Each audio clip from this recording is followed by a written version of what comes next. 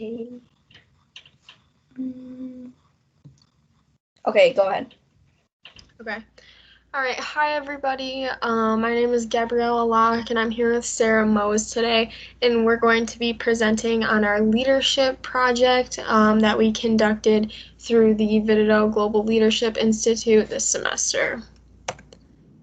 So, like I said, my name is Gabriella Locke. I am a third-year management major with a communications minor. I'm a Vidito Fellow, and I'm also the president of Delta Sigma Pi, which is the co-ed professional business fraternity on campus. I'm Sarah Mose. I'm a third year as well. I'm a general business major with an athletic coaching minor. I'm also a Vidito Fellow, and I'm on the SVSU softball team here. All right, this is Jalen Lattimore. He was the first ward fellow that we collaborated with this semester. Jalen is 20 years old. He attended Saginaw High, and he currently works at Francis Ray Academy. And Jalen wanted us to include in this presentation that his favorite part of the project was meeting and working with new people, and his least favorite part was the public speaking aspect. So our project overview that we did this semester, our team name was the Jaguars because we're fierce and intelligent.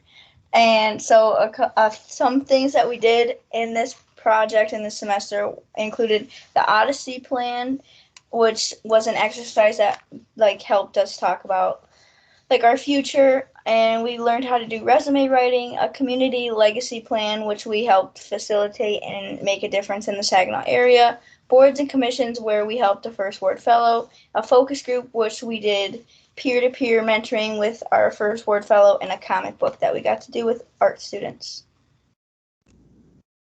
All right, so each one of those different areas that Sarah just mentioned focused on one or more of these three deliverables that we had as Vidito Fellows. So self-leaderships, peer-to-peer coaching, and mentoring. So our Odyssey plan, which I previously mentioned, was an exercise that helped us do a reflection on our future and was self-leadership because we basically envisioned what our future to be. We had some successes and challenges in that, and the successes included planning multiple futures, a reflection of wants and needs, and our challenges were envisioning the future and focusing on ourselves.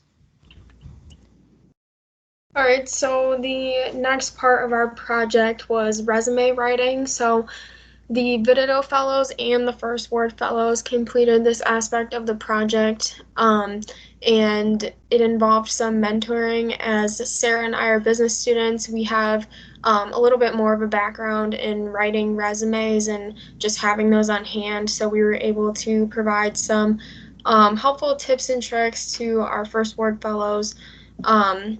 So some successes that we had with this aspect of the project was again, that Sarah and I had some previous resume writing skills, and all of the Vidito Fellows and the First Ward Fellows ended up with a resume that is a tool that they can use for success. So whether that be applying for a job or grad school, things like that. Some challenges with the resume itself were keeping it to a one-page length and sticking to a proper and professional format. So our community legacy plan touched on all the deliverables that Gabby had previously mentioned in a couple slides ago. And basically that one was just where we collaborated with our first ward fellow, Jalen, and helped him try to look for a need in the Saginaw community. And we faced successes and challenges as well. And so the successes were explored community needs. We collaborated with our first ward fellow, which was Jalen. And our challenges were an outsiders, as in Gabby and I attend SVSU, and we're not really familiar with the Saginaw area and what goes on. So that was a big challenge. And a miscommunication that we faced was not really knowing like what we wanted to do in the Saginaw area because we're not from here. So it was hard to know what we wanted to do because we're not from that area.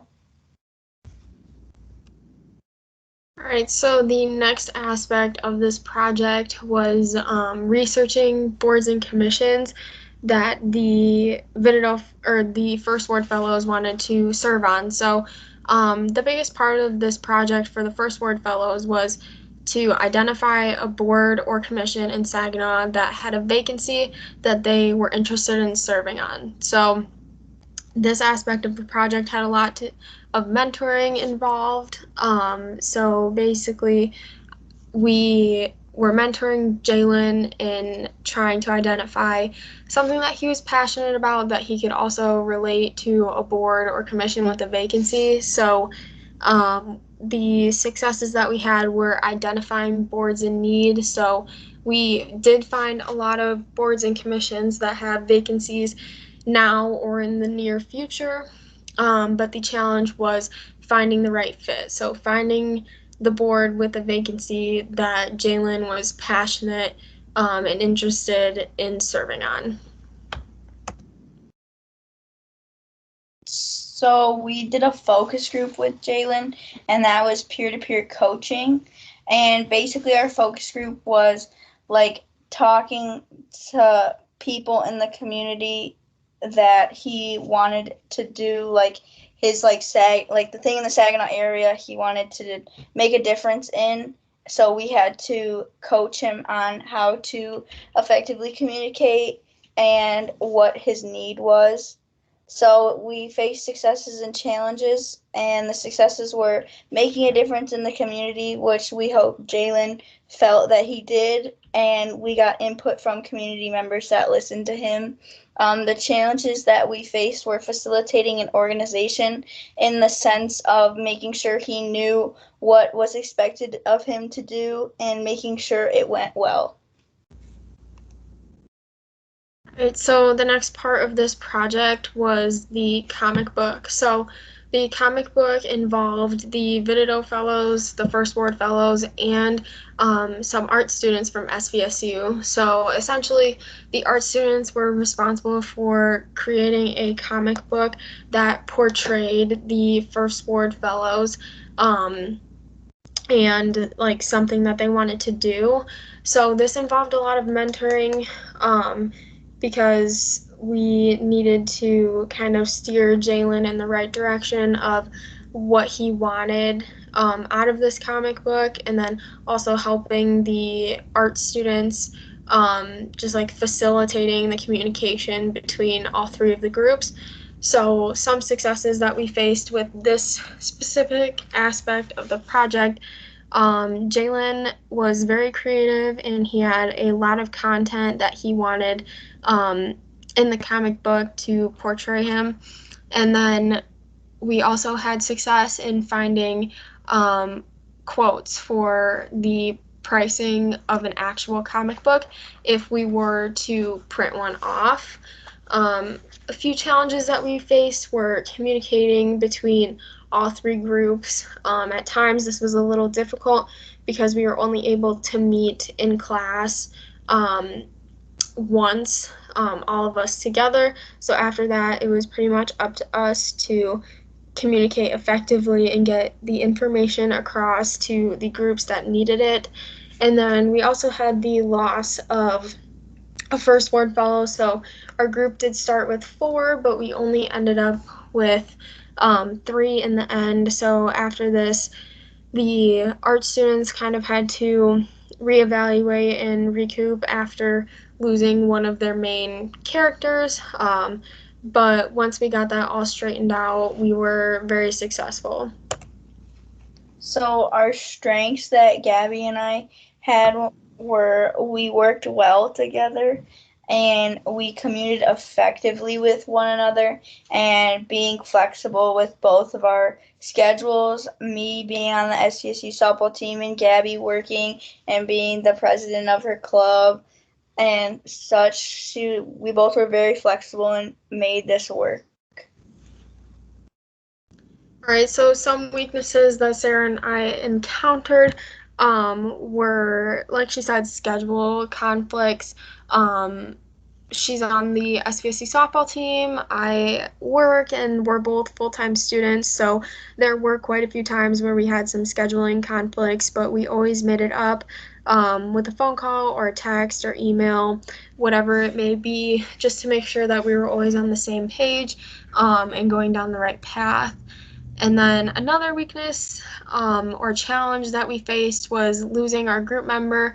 It came as a surprise, so we just had to kind of recoup and evaluate and make sure that we got done what we needed to do to make sure that we would still be successful. So the challenge with that was just that it was really out of nowhere. And then the last challenge that we had was working in the virtual environment with a class that is essentially one big group project was a little challenging just because of the lack of face-to-face interaction and communication, but we did make it work with the channels of communication that we have at our disposal. All right, thank you for listening. Thank you.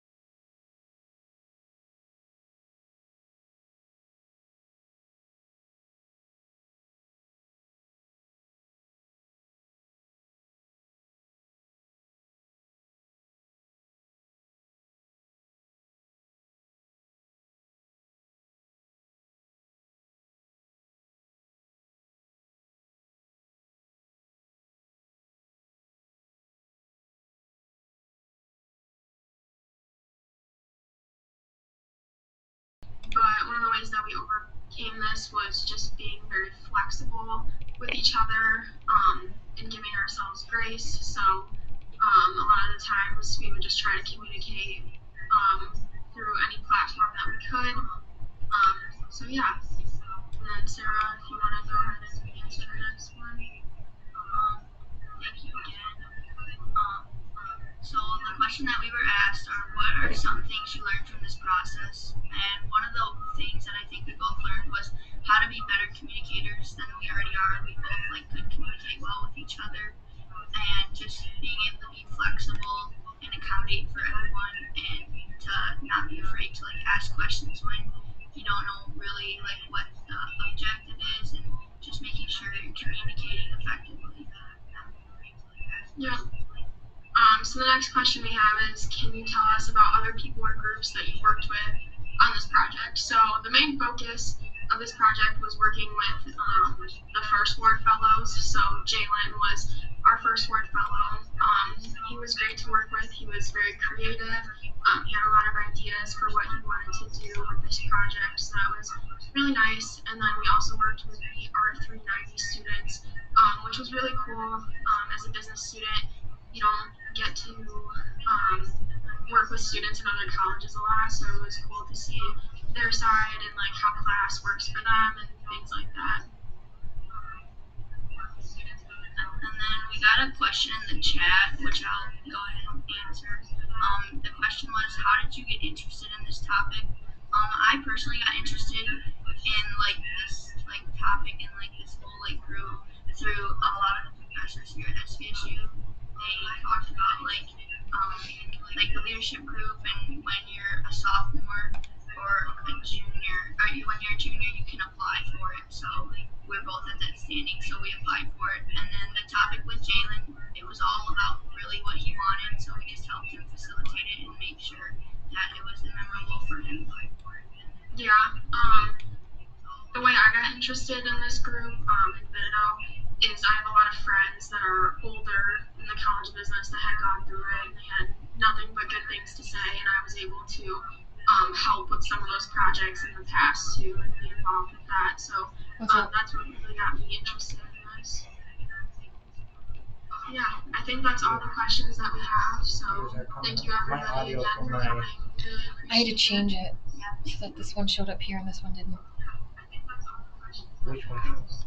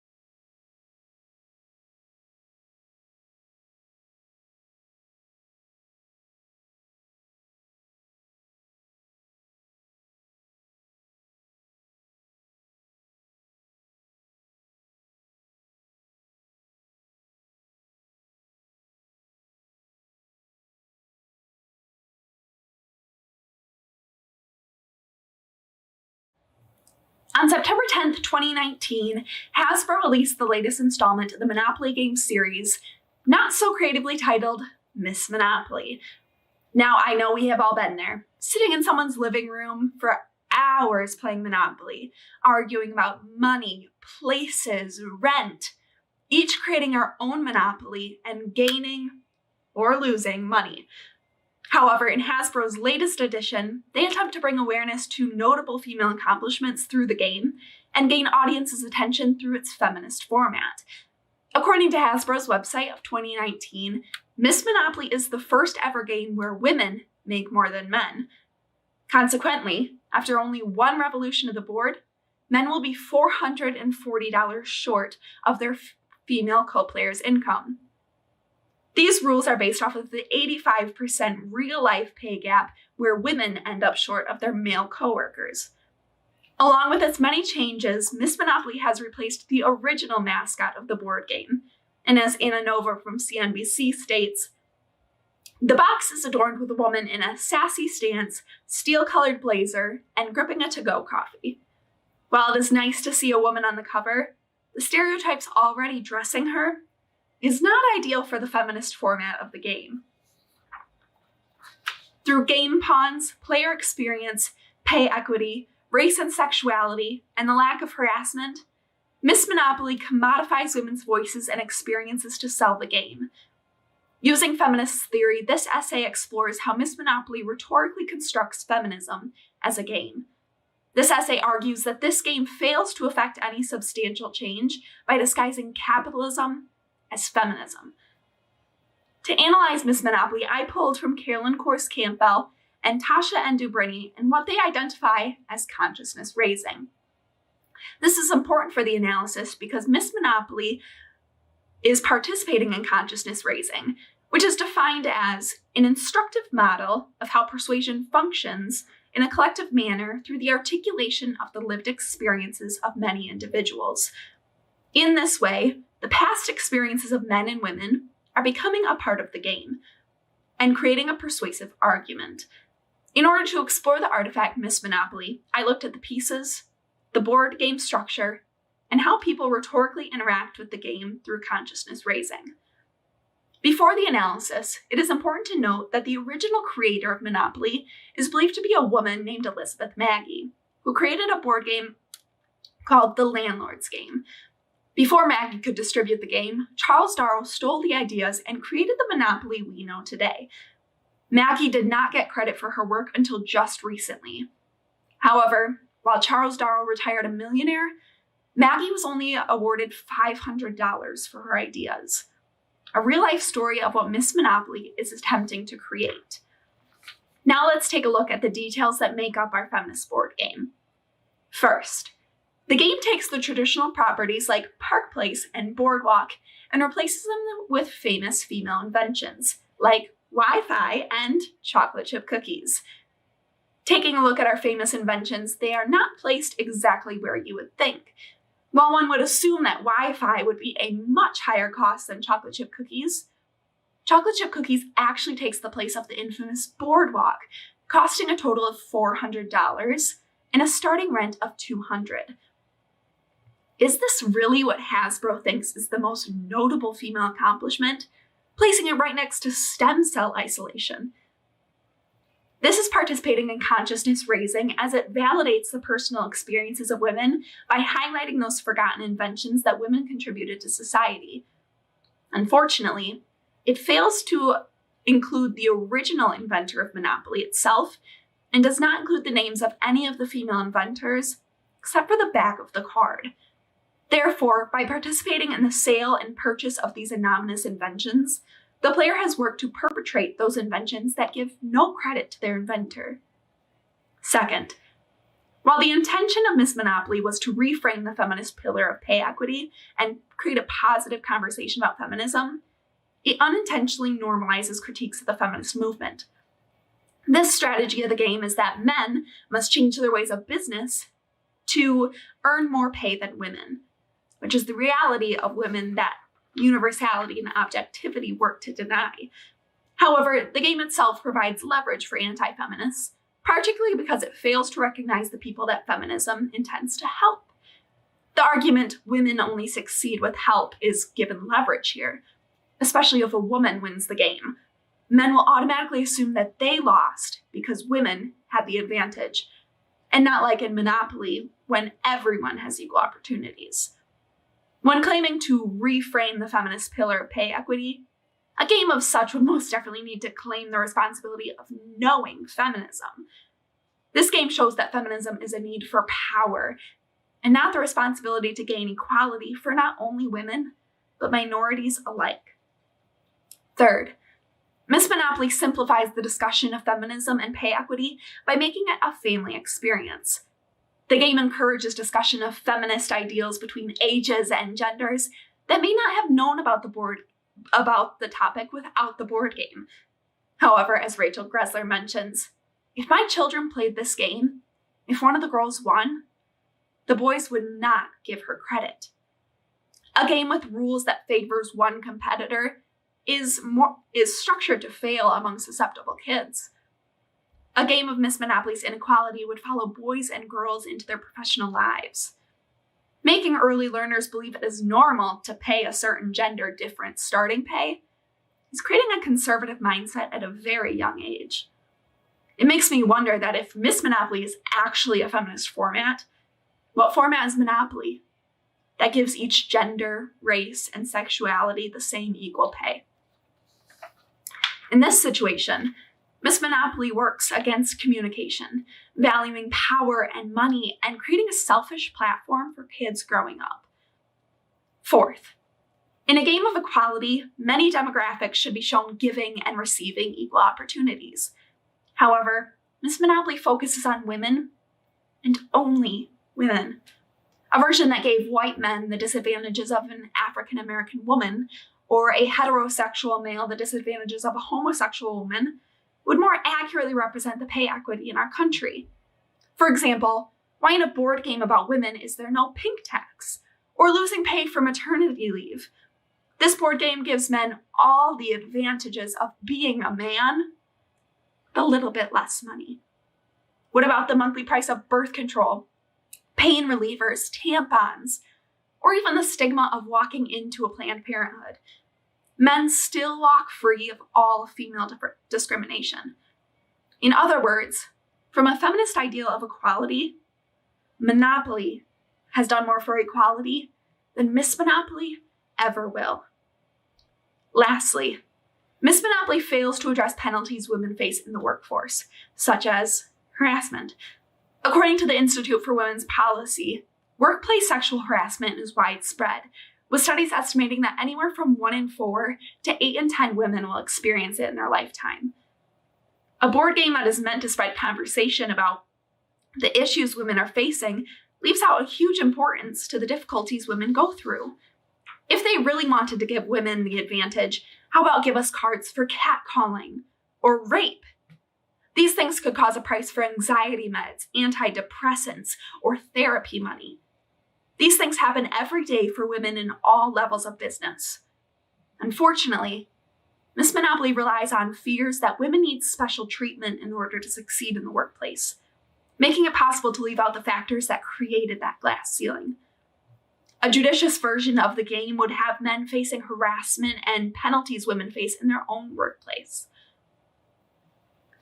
This essay examined Hasbro's Miss Monopoly, a game intended to start discussion of feminism through pay equity and empowerment through a feminist lens. However, instead of raising awareness for gender equity, the game translates important artifacts into a piece of merchandise. Miss Monopoly pawns women's lived experiences to help feminism win and intends to create a conversation about gender equity. The capitalist-driven board game also reinforces the systems that make inequality possible, while forgetting those people that feminism intends to help. So maybe next time you sit down to play a game with your kids, pick a game with an equal format, not a game disguised as one.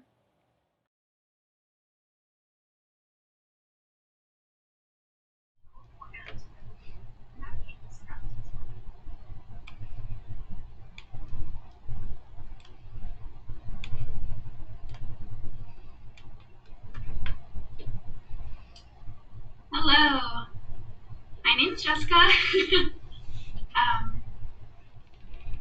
If anyone has any questions, please put them in the YouTube comments so that I'm able to answer them for you.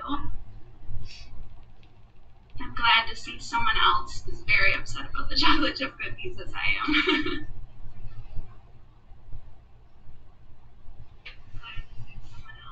If no one has any questions, I do have a few things to talk about. So some of the challenges that I came across in this project was I was hit with the pandemic. And so that's a big one. It stopped a lot of the forensics competitions that I was performing this for. And so I wasn't able to go and perform it, and I wasn't able to get new feedback on how to improve this speech. And so instead, I just decided to make a bunch of different formats.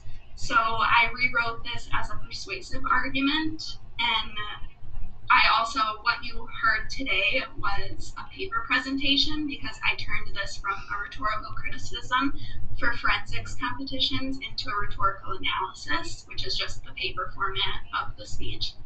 And so I actually submitted this to the Texas A&M conference, and so I'm going to be attending that this May, virtually of course, with what you heard today. Oh, thank you.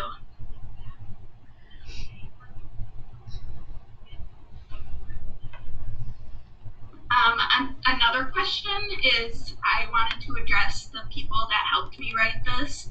So Dr. Ryan Rigda and Dr. Amy Pierce, who are the forensics team coaches, they were a big help with writing this and getting the ideas and getting the argument correct and making it be compelling even.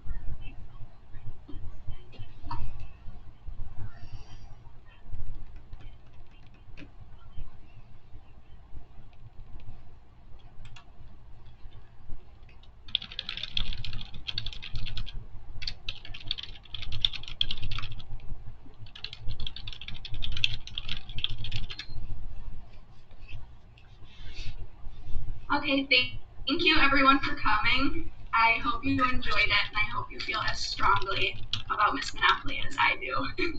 Thank you.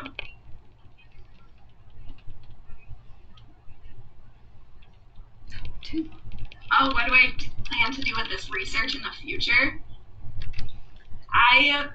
Well, of course, I'm going to the conference. I'm trying to get it submitted as like an actual paper to hopefully get it seen and hopefully get it known. Oh, plans for after graduation. I'm actually going to be attending Wayne in the fall to get my master's in communications. I'm really excited. Okay. Does anyone have any other questions?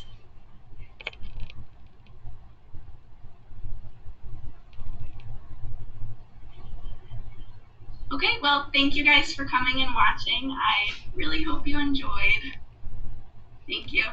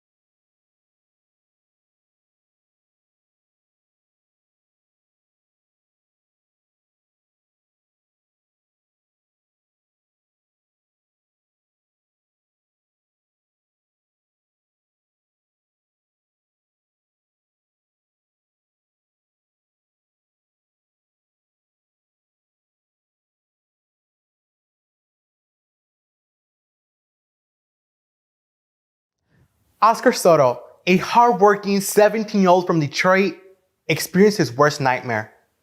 The day his father was detained by the U.S. Immigration and Customs Enforcement.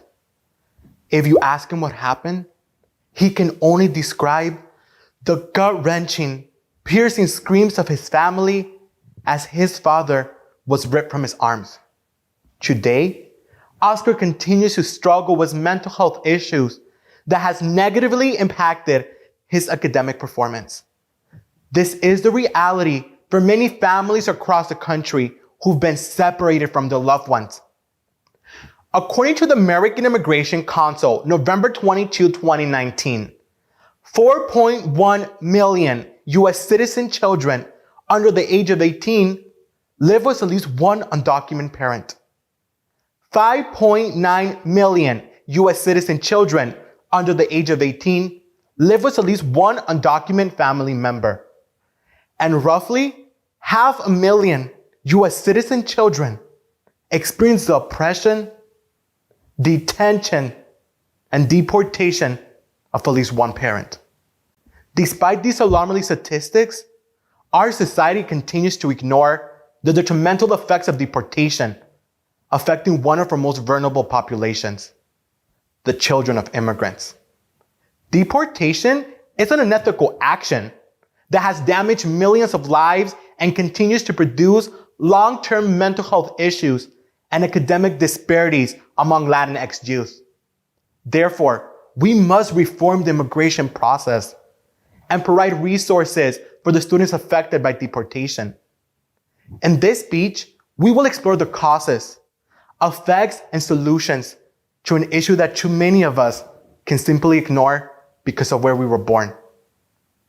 Immigration has been a problem for decades and continues to have adverse consequences on millions of people in America.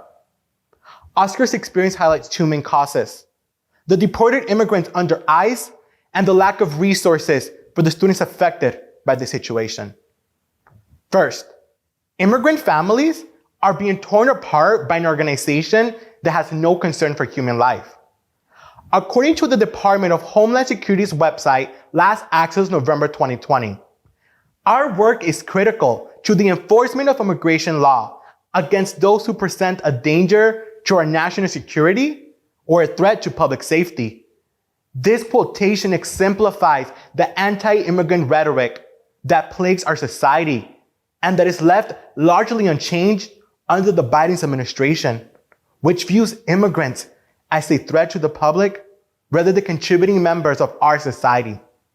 However, according to Business Insider August 2018, research has found that native-born residents were more likely to commit and be convicted of crimes, while unauthorized immigrants saw a conviction rate that was about 50% lower.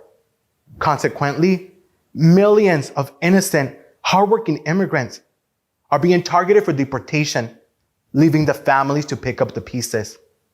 And as the journal Frontiers of Psychiatry, published in March 2020, explains, this forced separation puts children in a dangerous position that has long-lasting social and mental impacts. Second, millions of students are left behind in an education system that fails to provide resources to support them. Currently, there's no comprehensive program to advocate for the 5.9 million U.S. citizen children living in undocumented or mixed status homes. The American Psychological Association of September 2019 explains that the easiest ways to support undocumented students is providing English as a second language class. However, most state laws require schools to focus on English-speaking curriculums. The American Association of Colleges for Teacher Education explains on November 2019 that schools are often embroiled in politically and legally sensitive situations where they must balance their responsibilities to serve undocumented students while meeting the expectations of local authorities to identify undocumented individuals. Consequently, millions of students suffer at the hands of deportation, and the resources to help them cope with this situation are non-existent. I ask you, Imagine a moment in your life where everything has taken a turn for the worse. This scenario has already happened to students like Oscar and is happening to many others in America. There are two effects: long-term mental health issues and a decrease in academic performance. First, the children of immigrants experience long-term mental health problems.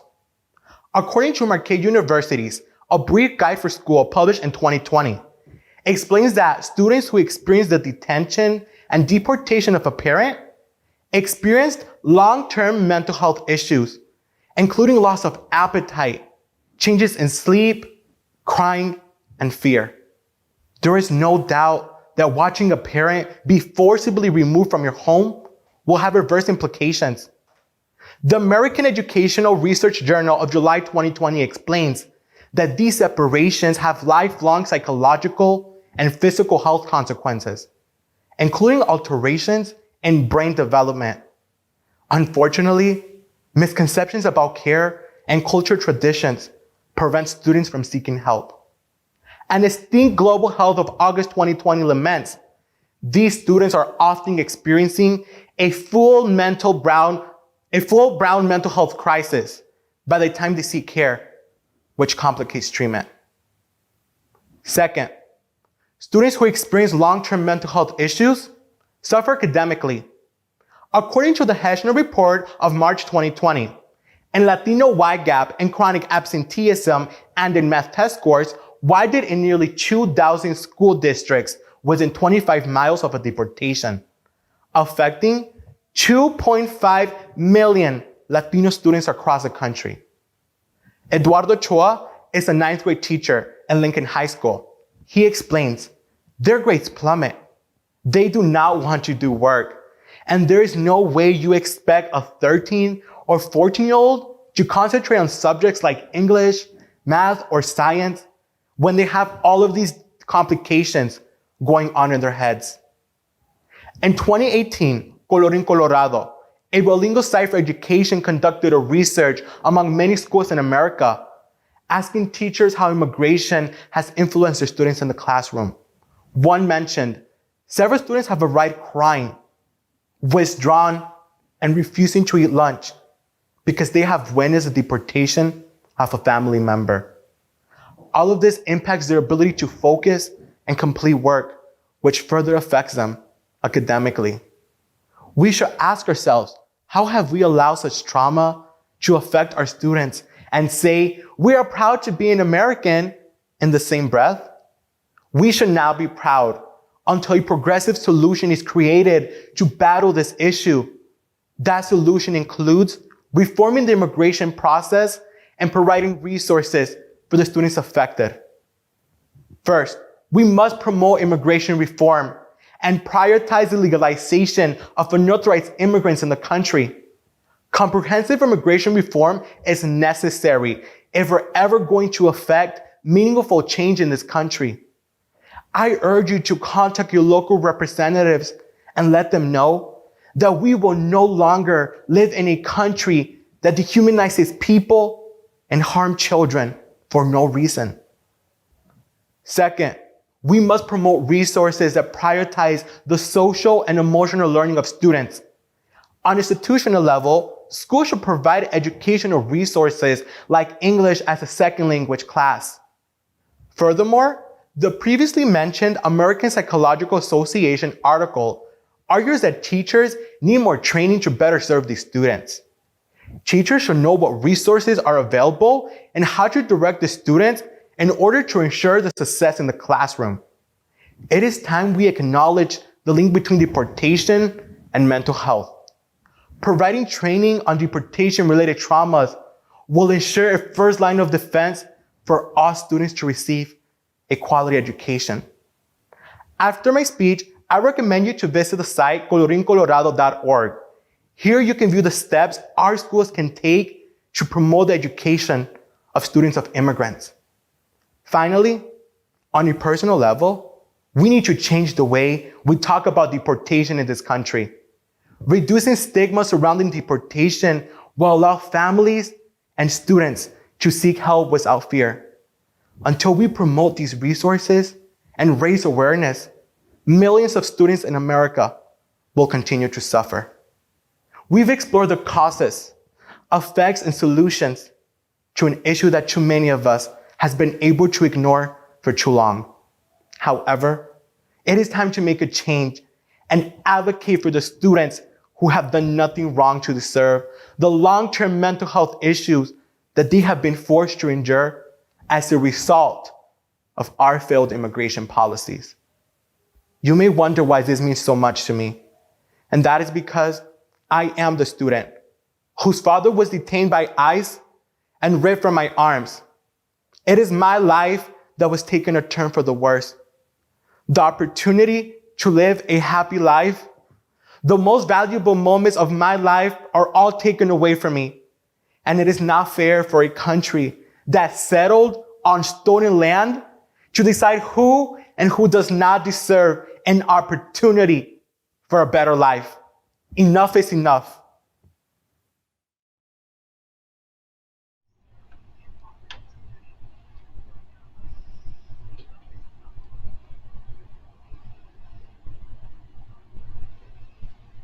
Hello, everyone. My name is Evangeline Cruz, and I'm a second year here at SVSU. I'm majoring in communications with a minor in youth services.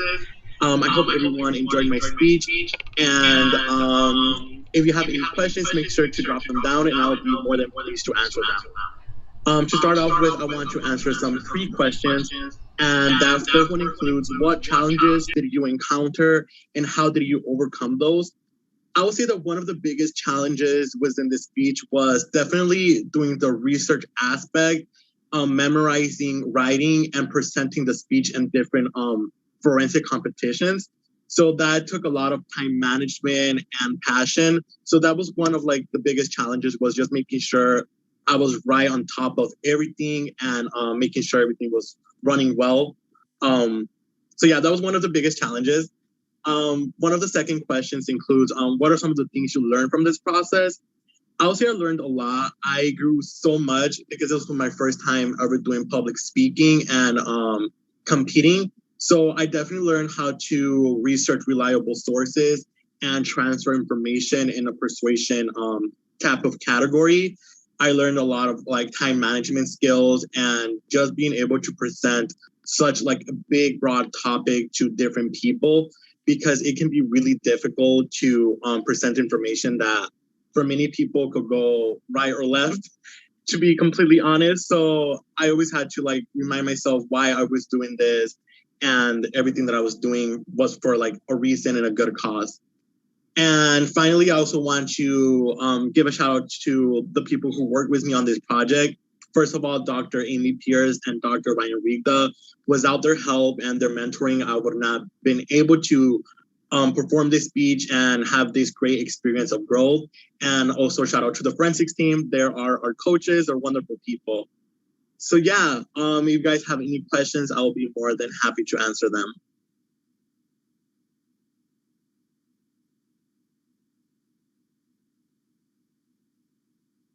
Thank you for the comments. Yeah, this was a very, I'm very passionate about this topic because it's very close to me and a personal experience. So I definitely wanted to advocate for something that meant so much to me, and that it is largely unnoticed in our country. And I think it's time that we start promoting and advocating for this issue more, so big changes can come.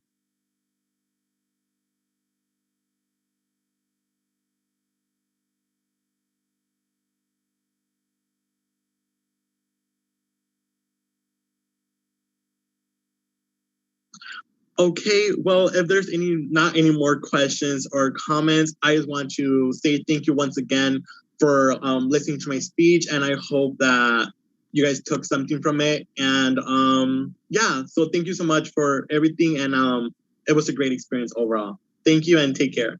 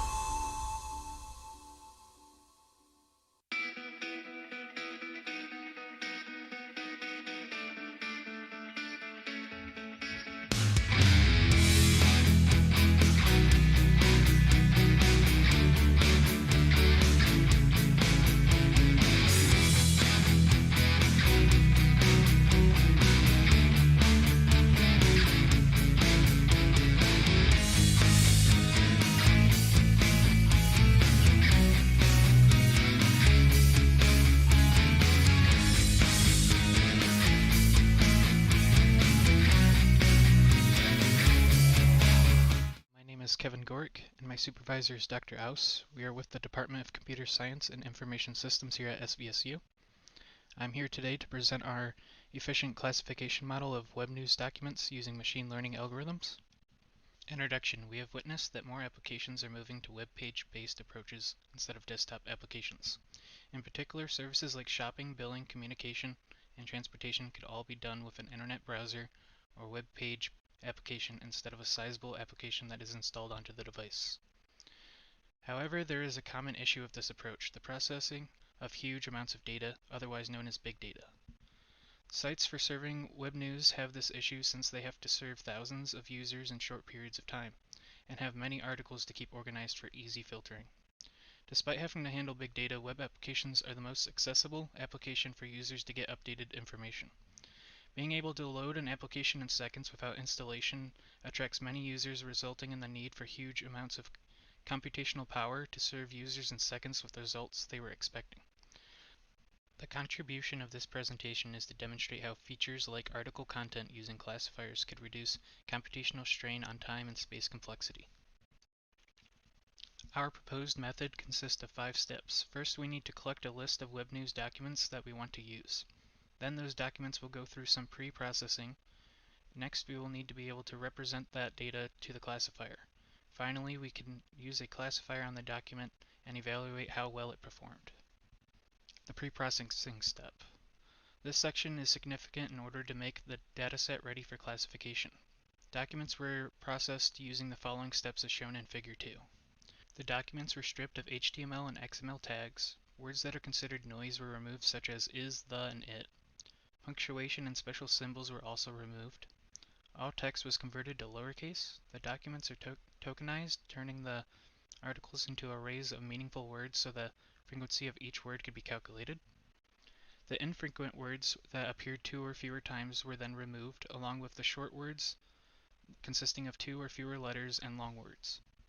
The words are then processed by Porter-Stemmer's normalization algorithm, reference 12, which removes common morphological and inflectional endings from English words, leaving the stem of the word. For example, the words running and runner would become the word run. After the above process, some documents will become empty, so they are removed from the array. Classification. The following classifiers we used were support vector machine, or SVM for short, decision tree, or DT, long short-term memory, or LSTM, K nearest neighbor, or KNN. These techniques require 2 datasets, the training dataset used when training the classifier, and the test dataset used to test the accuracy of the classifier after training. Support vector machines work by graphing the dataset where the number of features equals the dimensions of the graph. The dataset points are then separated by hyperplanes, which in the 2D sense with 2 classes consist of 3 parallel lines. 2 of these lines are known as the support vectors. They border the closest data points between classes. The last line marks the midpoint between the 2 support vectors. The hyperplane with the greatest distance between the 2 support vectors is the best fit. If there is not a best fit hyperplane for the dataset must be scaled to the next dimension using a kernel function. Popular kernel functions include polynomials as in equation 1 and Gaussian as in equation 2, but there are many others. A decision tree builds a flowchart diagram that looks like a tree and branches off at every decision or variable. The topmost node of the tree is known as the root node. The tree's creation originates at the root node and is built in a top-down fashion. Entropy, shown in equation 3, is used to measure how unpredictable a decision is within the tree. 1 being very unpredictable, a 50% chance, and 0 being a guarantee, either a 0% or a 100% chance, where pi is the probability of a class I and C is the total classes. Information gain is used to measure the reduction of uncertainty when additional nodes are used before the given node. Equation 4. The set of the nodes that provide the most information gain are used. Decision trees are prone to overfitting since this above process is repeated on every branch of the tree. Long short-term memory specializes in text classification since the classifier could learn long-term dependencies between the texts. The LSTM classifier is a form of recurrent neural network, or RNN, which is a layered network that uses the previous outputs for the inputs of the next layer. LSTM has feedback connections, allowing it to work with sequences of data instead of just single data points. An LSTM node consists of a cell, input gate, output gate, and forgot gate. The cell is what remembers values over a time interval, and the three gates regulate how the information will flow through the cell. The following equations 5 through 10 are used in the creation of an LSTM with a forgot gate. If you are interested, below is a list of the meaning of each variable. The k-nearest neighbors technique works by using documents from the training dataset after they are pre-processed to build its model. The model uses the Euclidean distance equation shown in equation 12. The Euclidean distance is calculated between a new document from the test dataset that was also pre-processed and all of the training data points. After all the Euclidean distances are calculated for the new news document, they are sorted from the smallest distances to the largest. The k nearest data points are selected based on the distance, and the mode class in the k points is used as the prediction. The model is recreated many times with different values for k to see which k will produce the fewest errors when the new data is introduced to the model. Implementation and testing of the proposed method. The dataset being utilized to train the classification algorithms is the news aggregator dataset provided by Center for Machine Learning and Intelligent Systems, Information Systems and Computer Science from the University of California. The dataset spans the period from October 4th of 2014 to October 8th of 2014. The news articles are in 4 different clusters that represent the content of the articles. The Artificial Intelligence Lab at the Faculty of Engineering, Roma Tre University, Italy, originally provided the dataset. Reference 13. The dataset provides 422,937 news articles in 4 different categories: entertainment, science and technology, business, and health. For the experiment, 25,000 news articles were randomly chosen from all categories and for classification purposes divided into 2 subsets. The training dataset, which includes 90% or 95% of the random dataset, and the test dataset containing the remaining data in the random dataset. Dataset distribution. Figure 3 shows the distribution of the 4 different categories in the dataset used in the experiment. B denotes the business category, E denotes the entertainment category, M denotes health, and T denotes science and technology. Terms. A true positive is a correctly identified member of a class that is labeled as positive. A false positive is an incorrectly identified member of a class that is labeled as positive. A true negative is a correctly identified member of a class that is labeled as negative, and a false negative is an incorrectly identified member of a class that is labeled as negative. Measures. Accuracy is how close the classification algorithm is to the desired result. To measure accuracy of the different classification algorithms, equation 12 is used, where ypre is the classification's predictions for the test dataset documents and ytest is the correct predictions for the test dataset documents. Sensitivity is a percentage that represents the true positive rate the classification algorithms achieved. Sensitivity is calculated using equation 13, where TP is the total true positives and FN is the total false negatives. Specificity is a percentage that represents the true negative rate the classification algorithms achieved. Specificity is measured using equation 14, where Tn is the total true negatives and Fp is the total false positives. The confusion matrix is used to demonstrate the preferred result against the predicted result. Each column of the matrix represents samples in the predicted class, while each row represents samples in the actual class. Receiver operating characteristics, or ROC curves, are also used throughout the article to demonstrate a true positive rate against the false positive rate at various thresholds. The dataset is being organized into 4 classes instead of 2, so in order to use ROC curves, the one versus all approach is used. The area under a ROC curve, AUC, and accuracy of a classification technique are good indicators for comparison. Support vector machine was implemented using MATLAB fit CECOC function. The SVM achieved an accuracy of 95.04%, making SVM the leading classification technique for the dataset. Since SVMs have no trouble handling large feature datasets, the ROC curve, as seen in Figure 4, has an average area under the curve of 99.4% for the SVM technique. Figure 5 shows that SVM is classifying most of the dataset correctly with a high average sensitivity of 94.97% and an average specificity of 5.03%. Health has the highest false negative rate at 6.4%. Decision tree was implemented using MATLAB's fit-C-tree function. DT achieved an accuracy of 94.72%, making DT the second best solution. The ROC curve in Figure 6 has an average AUC of 97.78% for the decision tree technique. Figure 7 shows that DT is classifying the dataset at an average sensitivity of 94.68% and an average specificity of 5.32%. Technology has the highest false negative rate at 7.2%, just 0.1% higher than health. The long short-term memory classifier was implemented with the MATLAB train network function. LSTM achieved an accuracy of 93.52%, making LSTM the third best solution. The ROC curve, as seen in Figure 8, has an average AUC of 99.3% for the LSTM technique. Figure 9 shows that LSTM classifier achieved an average sensitivity of 93.65% and an average specificity of 6.35%. Technology has the highest false negative rate at 9.6%. K-nearest neighbors was implemented using the MATLAB fit-CKNN function. KNN achieved an accuracy of 88.72%, making KNN the worst solution.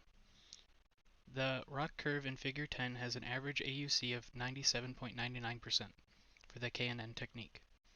Figure 11 shows the underperformance of the KNN classifier with only an average sensitivity of 88.73% and an average specificity of 11.27%. Technology was misidentified the most with a false negative rate of 13.3%. Conclusion. After recognizing the daily impact web applications have on users and their popularity, related studies were discussed to find the gap in this area of research. In the proposed methods section, the pre-processing step was explained and the arithmetic used to create the machine learning classifiers. In the implementation section, the study demonstrated a more accurate and less time and space complexity approach to using machine learning classifiers to sort big data for faster filtering. The research compared 4 classifiers: K-nearest neighbors, support vector machine, decision tree, and long short-term memory. SVM coming out on top with the best accuracy of 95.04% and KNN with the worst at 88.72%. Web mining in combination with classification has become a valued research topic over recent years. Existing solutions fulfill the needs of most web applications.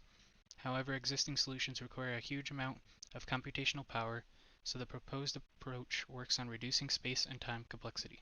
The results of the top classifiers demonstrated good accuracy, a reduction in time needed for the training and testing phases of classification, time complexity, and reduction of total documents, space complexity. The work we have presented today has been published in the Computers and Security Journal Elsevier that has an impact factor of 3.579. This work was in part supported by Saginaw Valley State University.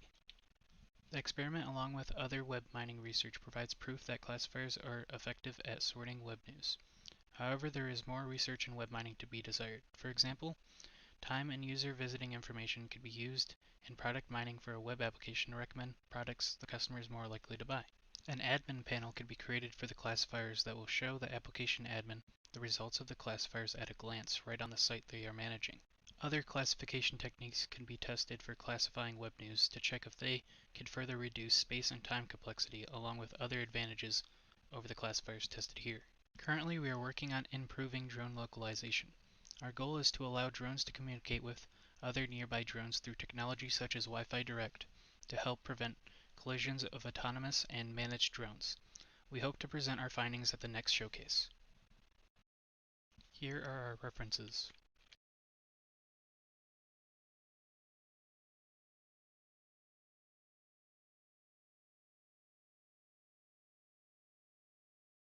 Thank you for watching.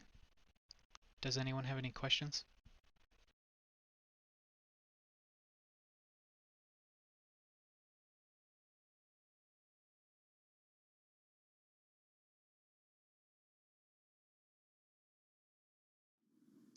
Hello, everyone. My name's Kevin Gorick, and I'm going to start with the question, what challenges did I encounter and how did I overcome them?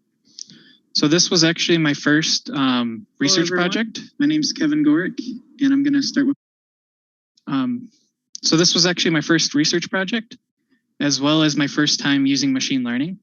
So I had to look up lots of resources of how to implement these classifiers, and I used a lot of MATLAB's documentation. And then Aus helped me a lot with how to conduct a research paper and other things that was involved in the research. And then, so over this process, I learned a lot about how to implement machine learning classifiers, as well as how to use MATLAB, because I never used that before as well. And then does the chat have any questions for us?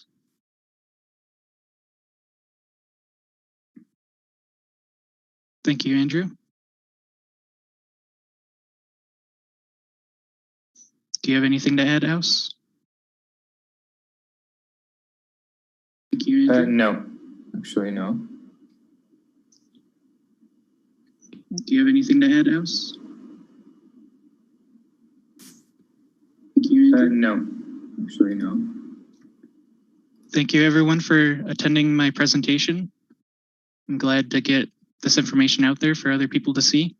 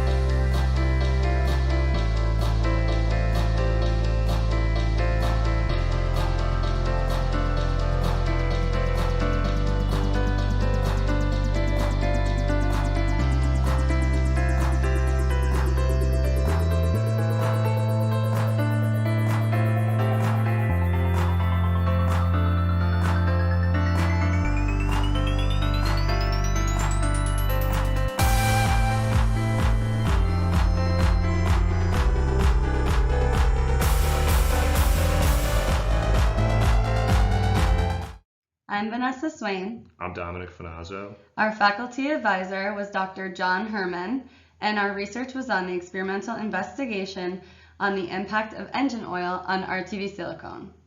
Silicone-based RTV sealants see widespread use in the automotive industry. RTV stands for room temperature vulcanizing, meaning the silicone begins curing as soon as it is exposed to the moisture in the air. In the uncured state, RTV silicone has the consistency of thick toothpaste and can be easily applied to form an effective seal. However, a significant amount of anecdotal evidence suggests issues exist with RTV's ability to maintain a satisfactory seal in some long-term engine sealing applications. ASTM, the American Society for Testing and Materials, D7216, is used to evaluate the effects of different oil blends on a set of standard molded reference samples after submersion in an elevated temperature oil bath. The evaluated material properties are hardness, percent volume change, tensile strength, and ultimate elongation. Given RTV's widespread use, surprisingly, no such library of information exists concerning engine oil's effects on different RTVs. Sealant performance is critical in order to prevent fluids such as engine oil leaking into the environment and loss of function of the mechanism. One material used as a sealant is room temperature vulcanized silicone, or RTV. RTV silicone, as well as conventionally formed gaskets, have been used by manufacturers to seal components such as valve covers, oil pans, transmission pans, and other oil-carrying parts. RTV silicone is available in different colors and can be purchased in the form of a tube, aerosol can, or caulk gun-style cartridge. The design flexibility of RTV silicone is one reason it enjoys widespread use in the world of manufacturing. All that is necessary to form a seal is to place a bead of material along the component where the seal is desired, then hand tighten the component fasteners. After an appropriate amount of cure time, the fasteners are tightened to the final torque specification. Furthermore, RTV silicones with temperature ratings up to 750 degrees Fahrenheit exist, providing more incentive for the use of RTV silicone in sealing applications. An analysis of the effects of engine fluids, specifically oil, on RTV silicone is beneficial in order to assist with determining if changes occur to RTV silicone properties when subjected to normal use, such as in an automotive engine. Pictured in the top right-hand corner of the slide are several brands of RTV that we considered for testing. The 3 products we selected to conduct research on are circled in yellow. They consist of Dowsil, Permatex Ultra Black, and Permatex Ultra Blue. 12 samples were made from each product. This was done by spreading the RTV in a mold and allowing 24 to 72 hours curing time. Next, the samples were cut using die-C and a pressing machine, both of which can be pictured on the right-hand side of this slide. Pictured on the left-hand side are the Ultra Black Permatex samples prior to die cutting and the Permatex Ultra Blue after the die cutting was performed. Pictured on the left are all of the samples after the die cutting process was performed. In order to compare the effects of engine oils on RTV, Mobil 1, a full synthetic, and Pennzoil, a conventional oil, were selected. Different test methods were used to find the hardness, volume change, tensile strength, and ultimate elongation pre- and post-immersion in the engine oils. These methods used can be found in detail in the ASTM D7216 standards.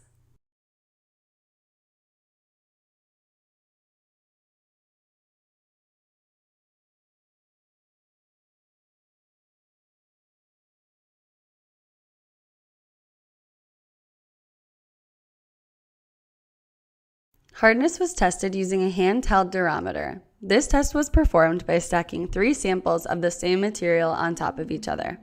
A minimum thickness of 6 millimeters for the stack is required for proper testing. A hardness measurement was taken at 3 points on the sample, which can be seen in the bottom right picture. After those 3 measurements are taken, the sample is flipped and the measurements are taken at the same 3 points. The sample is then flipped back to its original position and the top sample is moved to the bottom of the stack. This process is repeated twice. The change in hardness was calculated by taking an average of each sample's hardness pre- and post-immersion.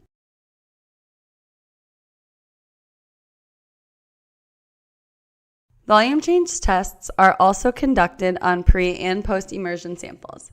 This testing is achieved by suspending the samples in both air and water while attached to a scale via fishing line. The change in volume is calculated using the equation noted above.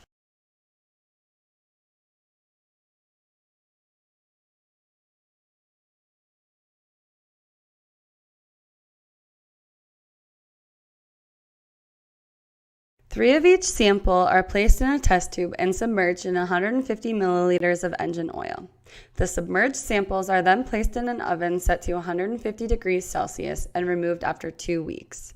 Once removed from the oven, the individual samples are removed from the oil bath and have 30 minutes to acclimate. After this process, these samples are now considered our post-immersion sample group, and all of the previously mentioned testing is conducted in a 2-hour time frame.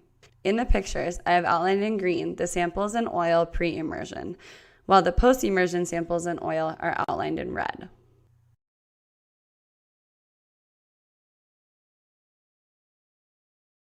These pre- and post-immersion samples are then tension tested to failure, and their ultimate elongation and tensile strengths were measured. The samples are pneumatically clamped and an extensiometer placed on the top and bottom of the rectangular cross-section. As the sample is stretched, the extensiometer measures the elongation of the sample. Pictured on the left is prior to extensiometer placement and tensile testing. The right-hand picture shows the sample during testing. The yellow circles note the placement of the extensiometer.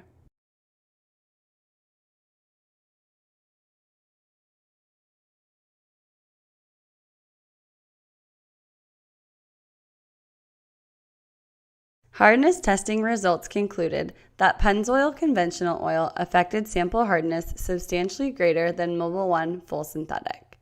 The difference in hardness is noted in the graph pictured above. Limited supply of Dalsil resulted in the lack of a second Mobil 1 sample.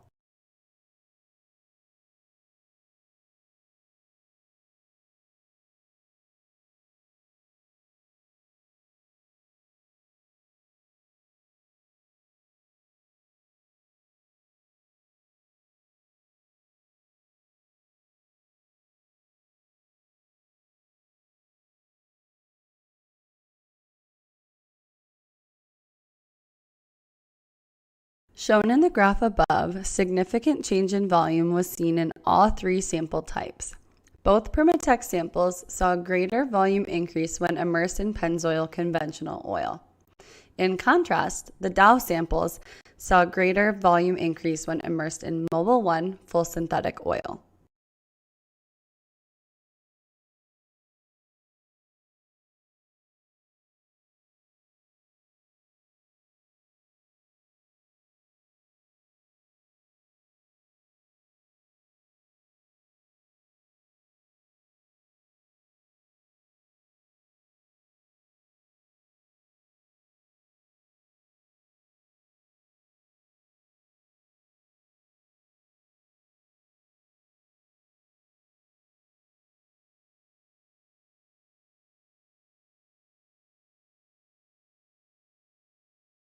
Shown in the graph above, significant change in ultimate elongation was seen in all 3 samples.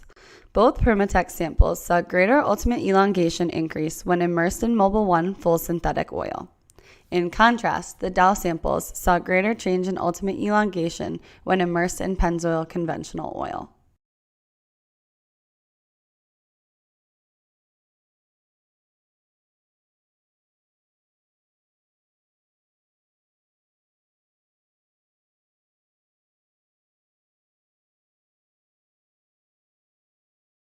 The tensile strength results were consistent across all samples, in showing that Pennzoil conventional oil had a greater effect on the overall tensile strength.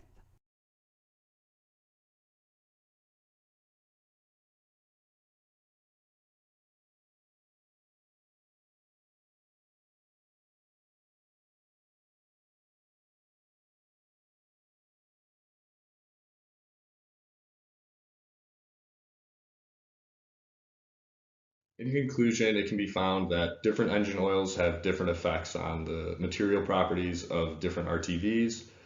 From the hardness perspective, conventional oil for the 3 RTVs that were tested had a much larger effect, whereas with volume change, it was a little different, as Mobile 1 with the Dowsill RTV that was tested had a much larger volume increase than the conventional, whereas for the black and blue Permatex RTV that were used, the Pennzoil had a larger volume change. Moving towards the elongation change, the black and blue Permatex had a much larger effect in Mobile 1 when compared to Pennzoil. The elongation was much larger, whereas the Dowsill and the Pennzoil had a much larger elongation. This is important because RTVs are used in various different applications in the automotive industry, from valve covers to oil pans, where these compounds are exposed to temperatures that fall within the testing that was done, and the material properties changing of these compounds can create oil leaks and cause catastrophic engine failures. So moving forward with that, the end results of this experimentation were that out of all of the material properties that were analyzed and data that was collected, that engine oil does have a huge effect on the material properties of RTV. We would like to extend a thank you to Dr. John Herman, Assistant Professor of Mechanical Engineering, Matt Klein, Manager of the Independent Test Lab, and the Undergraduate Research Program for funding all of our research.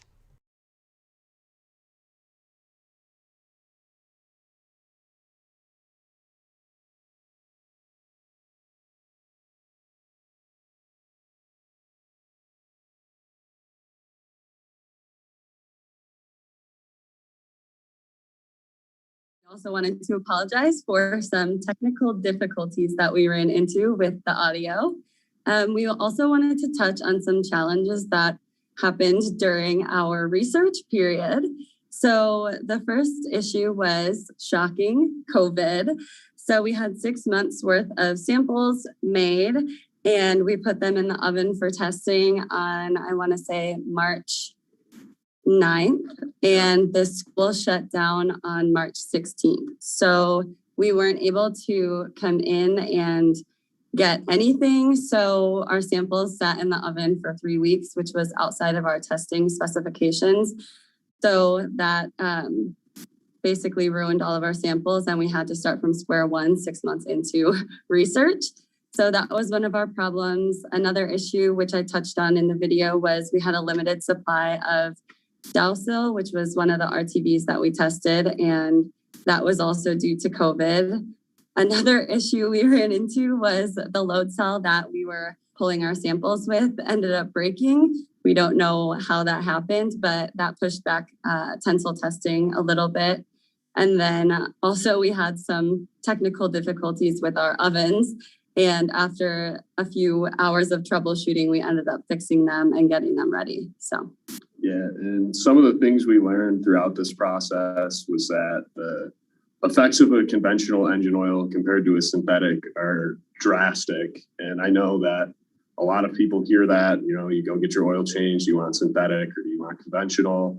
And the effects that conventional oil has on RTV compounds and their sealing abilities, their material properties, was much more drastic than I thought it would be. We also wanted to thank Matt, which we already said that in the video, but he was a huge help. He's the manager of the ITL, the Independent Test Lab, and he was the glue that held us together. He really helped us out with all of the materials we were using and all of the softwares for the tensile testing and everything like that. So thank you. I don't see any questions on YouTube currently.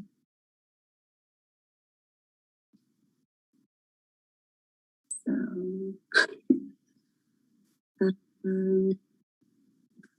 I think that's it. If no one has any questions, it looks like some of the tensile testing must have been. Okay, so yeah, that was due to the extensiometer. So the samples softened a lot after being soaked in the oil for 2 weeks. So actually, unfortunately, the extensiometer, we put it as loose on the samples as we could, but it still has to be tight enough that when the samples are being pulled that they can grip it. And so I think that what happened with a few of the samples, unfortunately, was the grips on the extensiometer actually broke the sample at the contact point there.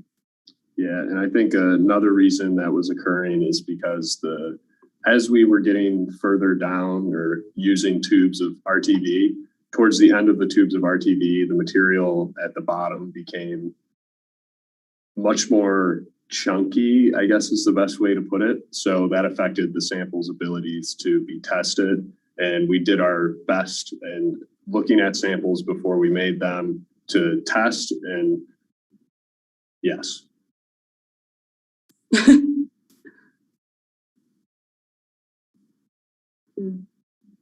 Our faculty advisor, John Herman, commented and he said, if something could go wrong, it went wrong. And this is so true. That is so true.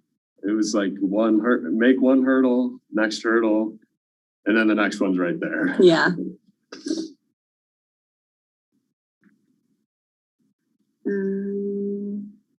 I don't see any other questions.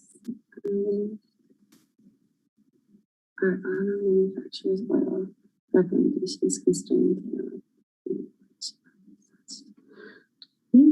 I'm not sure, but we definitely can find out and get back to you on that.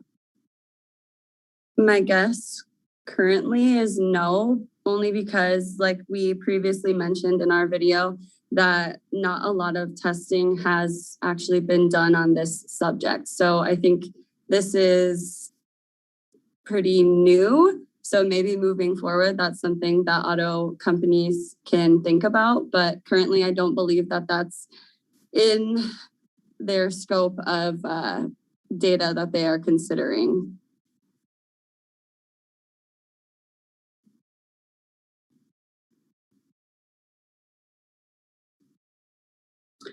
Okay, I think that's pretty much all of the questions.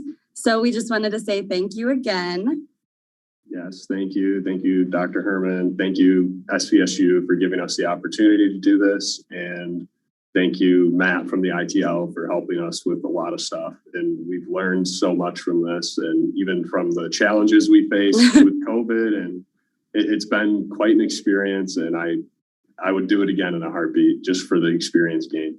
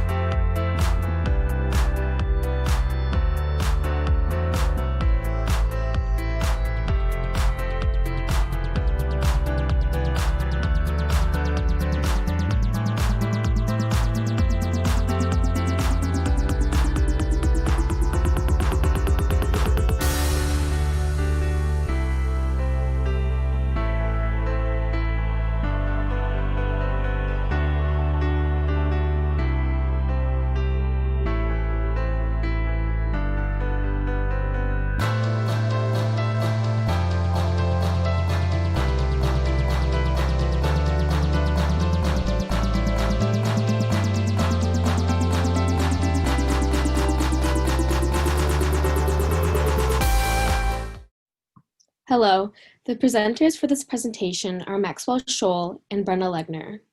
Our faculty's advisors are Dr. Christine Pasowitz and Dr. Taylor Rowley.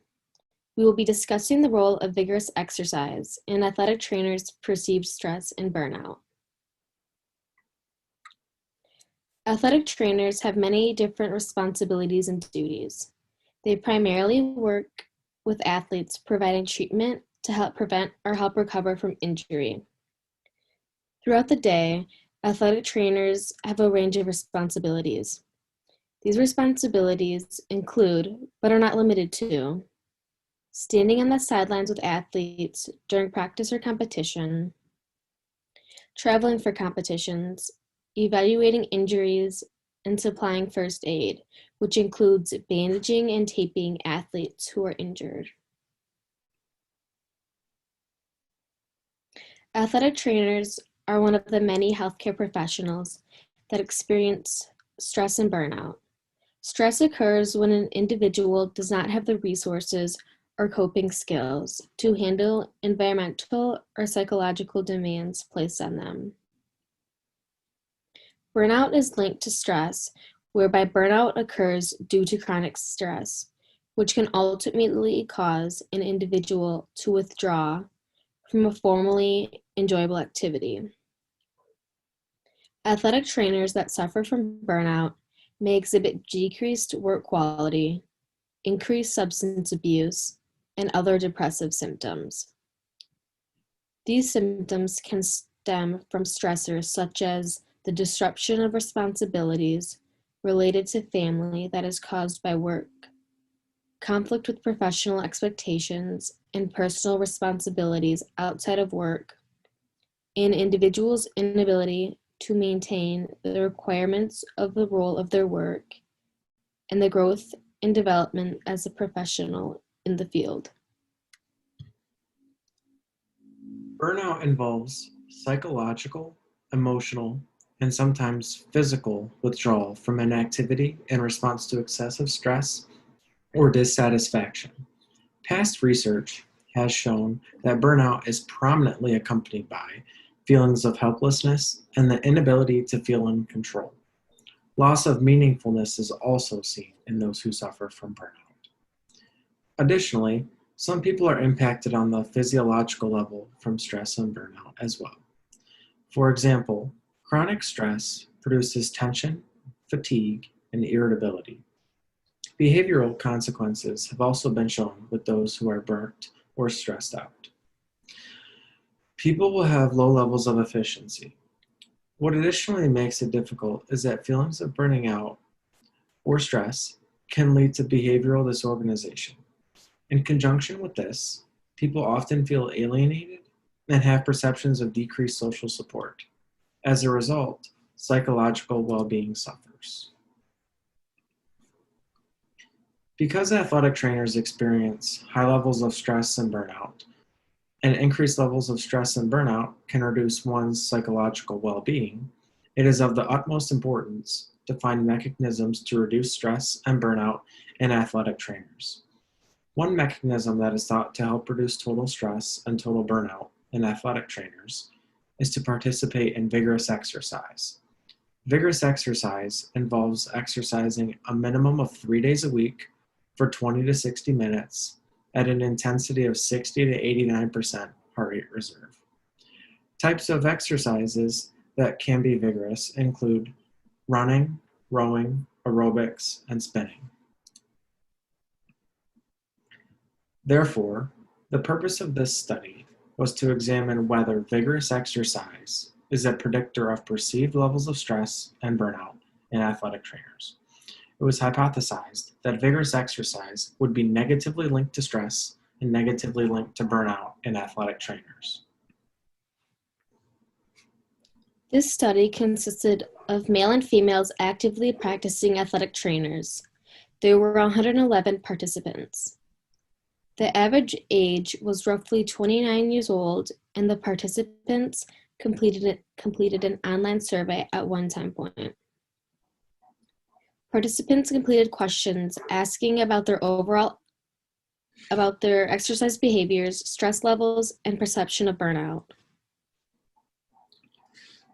For this cross-sectional survey-based study, we ran 2 linear regression analyses to examine the impact of total minutes of vigorous exercise has on total stress and total burnout. For both models, vigorous exercise was the independent variable. The two models differ with respect to their dependent variables, either stress or burnout. Before we discuss the results of the analyses, let's first quickly discuss what a linear regression analysis is and what it can tell us. Linear regression tests are helpful to determine the strength of the relationship of the independent variable on the dependent variables of stress and burnout.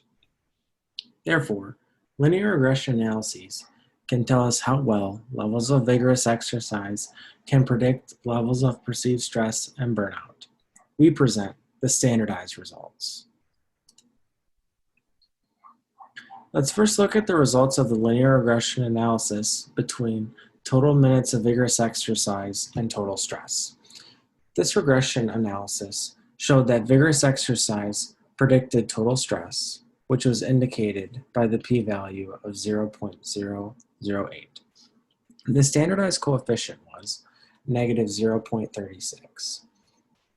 The negative standardized coefficient indicates that there is an inverse relationship between total minutes spent per week participating in vigorous exercise and perceived stress level. So, as time spent doing vigorous exercise increases, stress levels decrease. Explained variance for perceived stress was 13%. This indicates that 13% of the variation in perceived stress can be explained by levels of vigorous exercise. Now, let's examine the findings of the linear regression comparing total minutes of vigorous exercise and total burnout. These results show that vigorous exercise did not predict total burnout, as seen by the p-value of 0.823. Overall, we found that vigorous exercise has a negative link with stress levels in athletic trainers. However, vigorous exercise was not a predictor of perceived burnout because stress is frequently a contributor of burnout.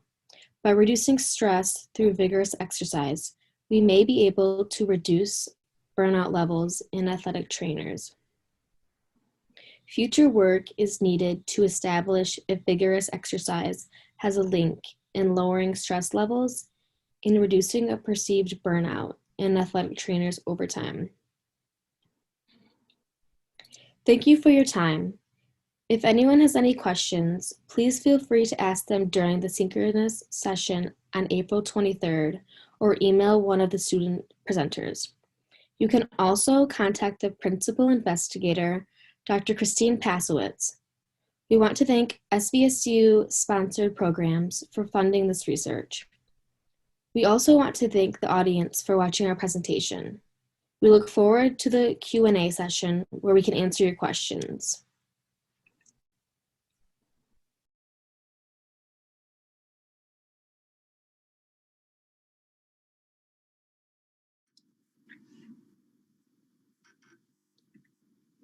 Hi there, everyone.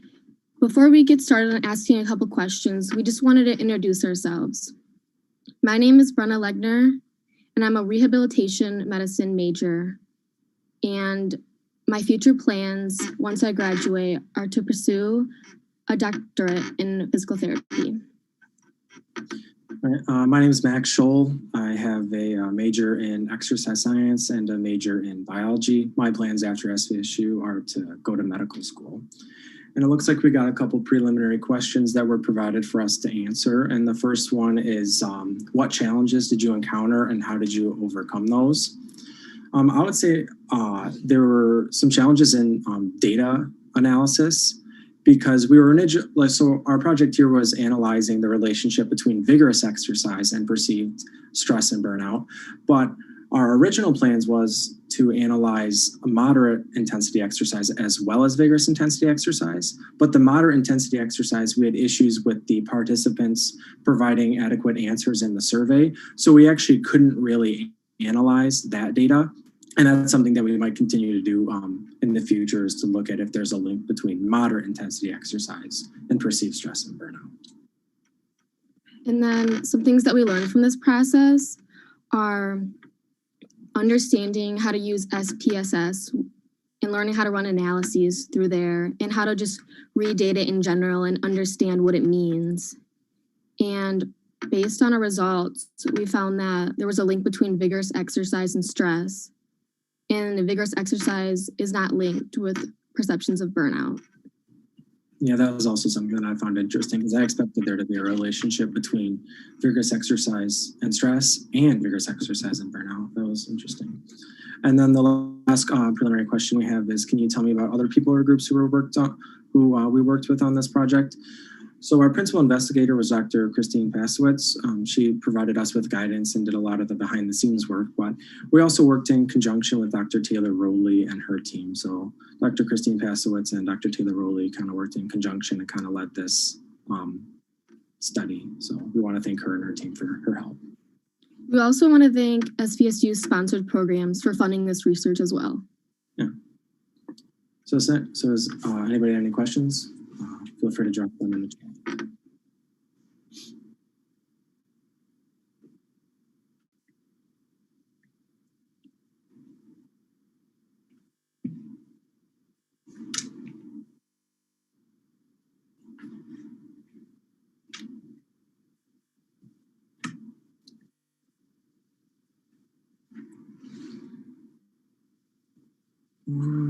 Looks like Prof. Pash has a question. He said, "Great work, Brenna and Max. Thanks for sharing with us. I wonder if you have any speculations about the mechanism of the link between exercise and stress. Is that connection mental or physiological?" Do you have any speculations about the mechanism? I feel like that's obviously, I don't have this is obviously a speculation, but I would have to guess that there's a link there's both. I bet there's a mental and physiological component to it. Like I bet your mental aspect of it causes physiological changes within the body to make you have perceived feelings of stress, but that's just more so my take on it. Brenna, do you have a speculation of that? Yeah, I think the two kind of work hand in hand with affecting each other. Thank you, Dr. Rowley. We appreciate it.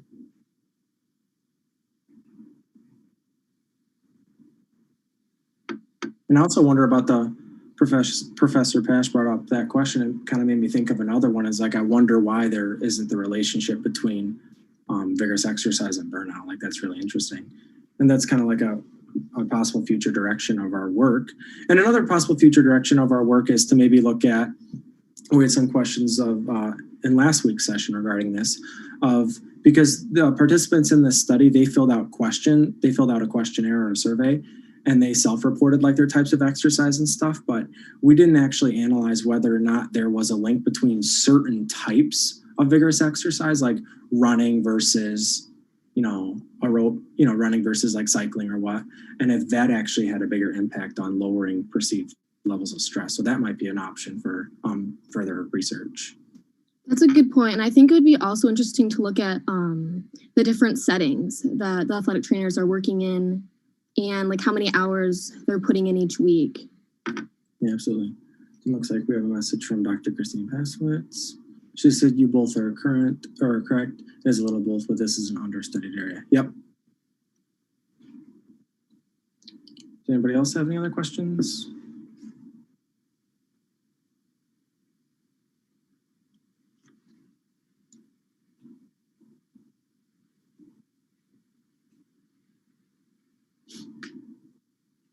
And to the best of my knowledge as well, this study is longitudinal, so we will take data analysis at a future time as well to see how their levels have changed. Levels of perceived stress and burnout have changed. Brenna, you want to read this one? What was that? Do you want to read Professor Pash's? I think I enjoyed most the question is, what did you enjoy most about this experience? And I really liked reading the literature that we had to read.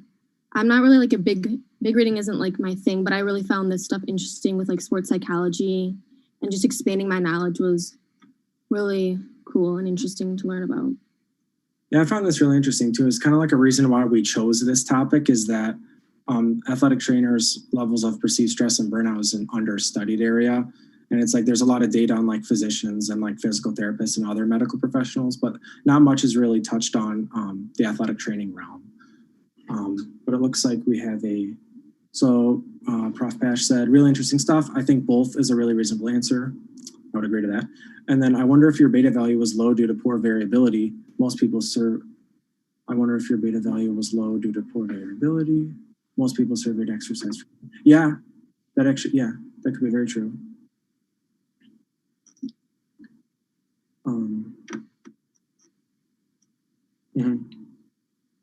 Hope Dr. Christine Passwitz answered your question, Professor Pash.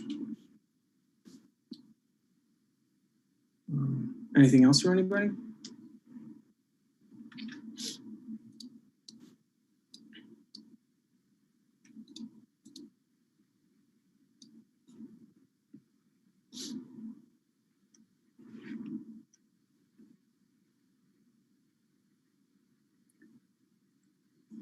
Yeah, we just wanted to say in this free time, thank you for attending this. It really means a lot. We put a lot of work into doing this, and we're happy to answer any questions you guys have, but we mostly just want to thank you for your time, for stopping by. It means a lot. Yeah, I agree. We really appreciate it.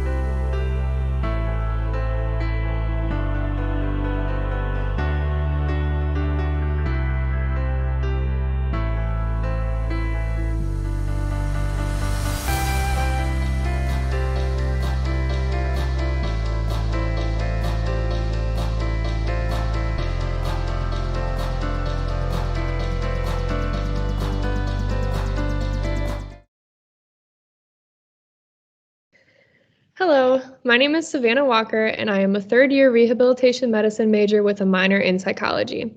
I plan on attending graduate school for physical therapy after graduating at SVSU.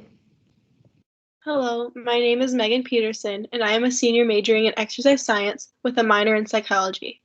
I plan on attending James Madison University to pursue a master's in exercise physiology this fall after graduating this coming May. Our research investigates the time perceptions of high-intensity interval training compared to a continuous aerobic training exercise session.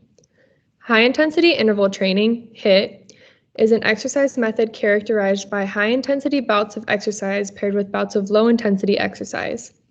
HIIT is touted as a time-saving exercise modality that elicits similar physiological benefits when compared to traditional continuous aerobic training, CAT. There is strong evidence to suggest that there is a preference to HIIT over CAT due to the low exercise volume, regardless of the higher intensity it provides. Despite the benefits of HIIT, there is some speculation if HIIT is an appropriate modality to promote as part of a public health message. Perceived lack of time is the #1 barrier to exercise engagement. There is strong evidence to suggest that there is a preference to HIIT over CAT. Studies report a higher level of perceived enjoyment following a HIIT session versus a CAT session, despite higher perceived effort during the HIIT session. There are similar benefits between HIIT and CAT, which would suggest that HIIT should be included in public health recommendations. As our understanding of the benefits of HIIT grows, modifications to the protocol have been developed to be more appropriate for generalized and special populations.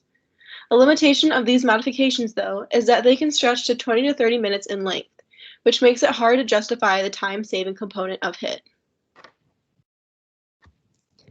As mentioned before, the purpose of the study is to determine if a session of HIIT matched for time with a session of CAT is perceived as being time-saving. Our proposed study is cross-sectional within subject design that spans 10 to 14 days. It includes 2 supervised sessions where each participant will complete the HIIT and CAT sessions and 3 unsupervised sessions where they will choose which protocol to complete. 30 participants will be randomly assigned to the CAT or HIIT group. The randomization is done to randomize the order they complete the exercise sessions and not that they only complete one or the other. The inclusion criteria were that the participant had to be between 18 to 25 years old, they had to engage in aerobic exercise for at least 3 days per week at vigorous intensity, which includes running, heavy breathing, and an elevated heart rate, or 5 days per week at a moderate intensity, including walking, increased breathing frequency, and an elevated heart rate, or some combination of both. They also had to be familiar with walking and running on a treadmill, as well as being able to have access to a treadmill. The exclusion criteria included being diagnosed with a cardiovascular, metabolic, or pulmonary disorder, having a lower limb injury or amputation, and experiencing dizziness while exercising. Participant screening will be done over the phone prior to visit 1. During visit 1, which takes about 75 minutes, the participants will provide consent and demographic information, and anthropometrics such as height, weight, and resting heart rate will be collected. After that, we will administer 2 questionnaires to assess exercise motivation. To begin the exercise session of visit 1, a standardized 10-minute warm-up of 5 minutes of walking or jogging at a self-selected pace, followed by 5 minutes of standardized stretching, will be completed to ensure that the participant is ready to exercise. Following the warm-up, the participants will randomly choose the exercise protocol, HIIT or CAT, out of a brown paper bag. Whichever protocol is not completed on visit 1 will be completed on visit 2. For example, if a participant randomly selects HIIT on visit 1, they will complete the CAT protocol for their second visit. The protocols will be matched for time lasting 20 minutes each. Next, the participant will be fitted with a heart rate monitor, which will be used to monitor heart rate during the exercise sessions. After the exercise session is done, a 10-minute cool down will be completed, consisting of 5 minutes of walking at a self-selected pace, followed by 5 minutes of standardized stretching. Following the session, a physical activity enjoyment scale questionnaire, also known as PACES, as well as the time perceptions of exercise questionnaire are to be filled out. The participant will be advised to bring water and a light snack as a recovery source. Visit 2 will consist of the same 10-minute standardized warm-up that was completed in Visit 1. As previously mentioned, the participant will complete the exercise protocol that they did not complete during Visit 1 for their Visit 2 session. If the HIIT session was completed during Visit 1, then the CAT session is to be completed during Visit 2 and vice versa. As used in Visit 1, a heart rate monitor will be used again in Visit 2 to track the participant's heart rate throughout the session. After completing their exercise session, participants will complete the same 10-minute cooldown that was administered during visit 1. Following the cooldown, the participant will complete the PACES questionnaire as well as the time perception questionnaire. Visit 2 will take about 45 minutes to complete since most of the heavy paperwork was completed during visit 1. As a thank you to our participants, each participant will receive 2 $10 gift cards for their participation. Following visit 2, the first gift card will be administered. After the participant completes both visit 1 and visit 2, he or she will then complete 3 exercise sessions over the next 7 days. These sessions are unsupervised and participants are able to choose the exercise protocol they want to complete on all 3 days, HIT or CAT. For example, they could choose HIT, CAT, HIT, or HIT for all 3 days or CAT for all 3 days. So there is a lot of variability as to what they can choose for the workout.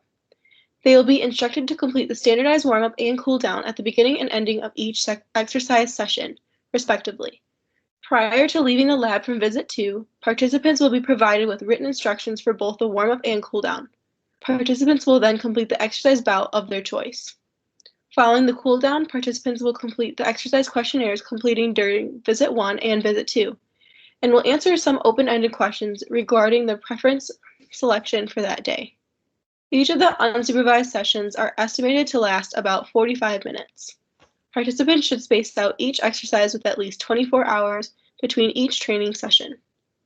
Upon completing the 3 unsupervised sessions, participants will return their exercise log and questionnaire to the research team and will then receive their second $10 gift card. To further explain the HIT protocol, this will consist of 5 alternating 2-minute bouts of running with 5 2-minute bouts of recovery walking at a self-selected pace. The fast interval will coincide with an RPE of 8 or 9 out of 10, which will coincide with 80 to 90% of the age-predicted heart rate max. The speed will be relative to the participant's fitness level, which will coincide with the RPE, and treadmill grade, which will be between 3 to 5%. The recovery interval will be at a 0% grade at a self-selected pace. Participants will start to increase in grade and speed in the last 10 seconds of the recovery interval, with grade increasing first, followed by speed. Both incline and speed will be adjusted throughout the fast intervals to ensure that the participant reaches an RPE of 8 or 9.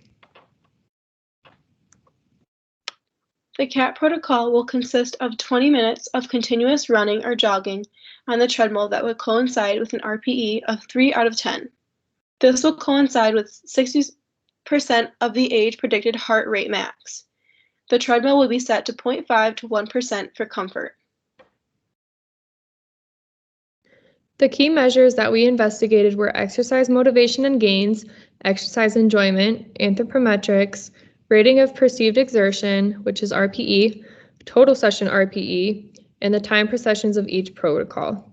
To measure exercise motivation and gains, participants will be given a questionnaire on visit 1 to reflect on their personal motivations and exercise habits. Following the questionnaires, anthropometrics consisting of height, weight, resting heart rate, and calculated BMI will be recorded. RPE will be recorded throughout the session, and then total RPE will be recorded following the completion of the session. For the CAT protocol, RPE will be recorded every 5 minutes, whereas RPE in the HIT session will be recorded every 2 minutes. Moving forward, the participant will be asked how long they believe that the session was after the completion of the CAT and HIT protocol. This is our big question in this research, as we are trying to investigate if HIT is perceived as more time-saving than CAT. Finally, the participant will complete the PACES questionnaire to measure their exercise enjoyment. Comparisons of time perceptions, enjoyment, and session RPE will be assessed using a paired samples t-test. Participants will be grouped on their exercise selection. This may be CAT, HIT, or some combination of both. A MANOVA will be used to assess if these groups differ on enjoyment, motivation, motives and gains from exercise, and time perceptions. Our p-value will be set to a 0.05 level of significance. We anticipate that HIT will be perceived as being more time-saving than CAT.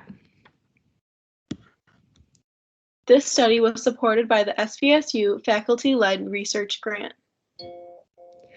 Thank you very much for tuning into our presentation on the time perceptions of high-intensity interval training. We hope that you stick around to ask any questions that you may have. If you are interested in participating in this study, please reach out to either the PI or any of the associated student researchers.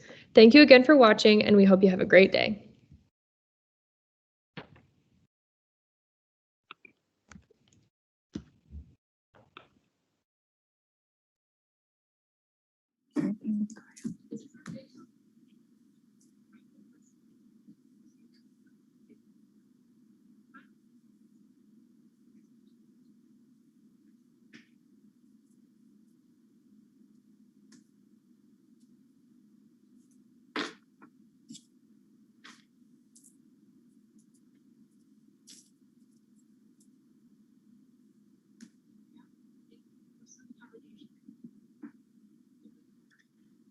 Hi, thanks for watching. My name is Megan. Hello, my name is Savannah.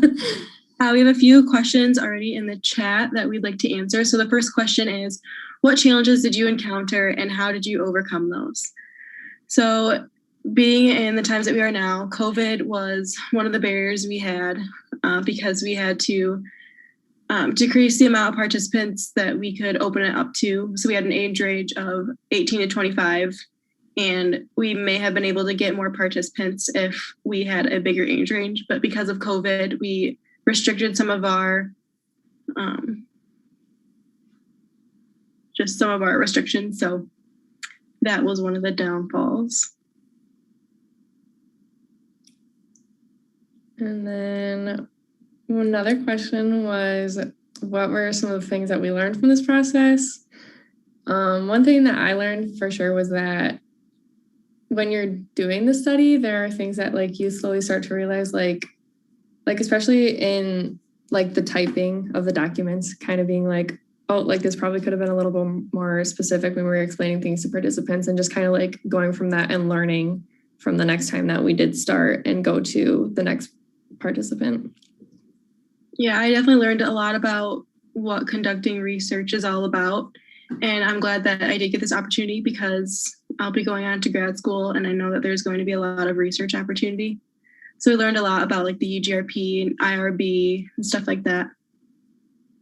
The next question is, can you tell me about other people or groups you worked with on this project? So this project was led by Professor Taylor Rowley, and we also worked with Professor Paswitz and her team on this as well. So now if anybody else has any questions, they can leave them on the little YouTube chat, and then we'll look at them and answer them.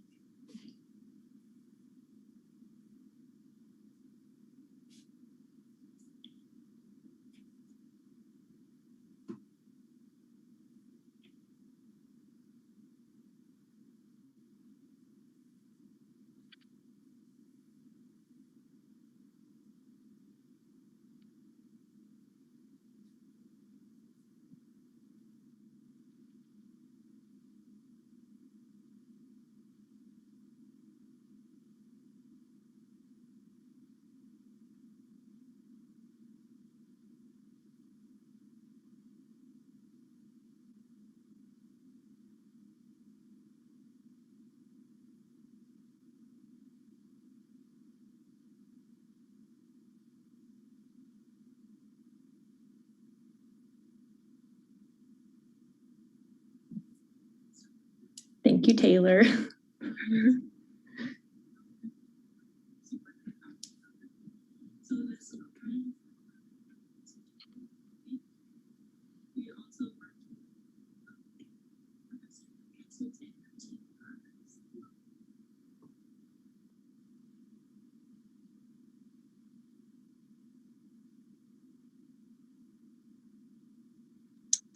So Professor Rowley asked if we could alter one thing from this study to make it stronger for next time. What would it be?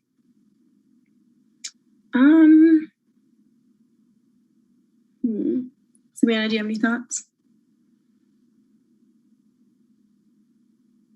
Sorry, I was muted. If I could alter one thing from the study to make it stronger, I know that one problem that we had was sometimes depending on the fitness level of the participant, the heart rate range that we had with the RPE that the student was having like did not match up. Like some people were just really healthy and had really great heart rates. And so maybe like we kind of started to go off of the RPE more than the heart rate at that point. And so maybe kind of not including it, but just like having it in the back of our mind at the beginning of the study that it's not going to necessarily correlate depending because everybody's different. I agree. Also, thank you, Dr. Pasowitz.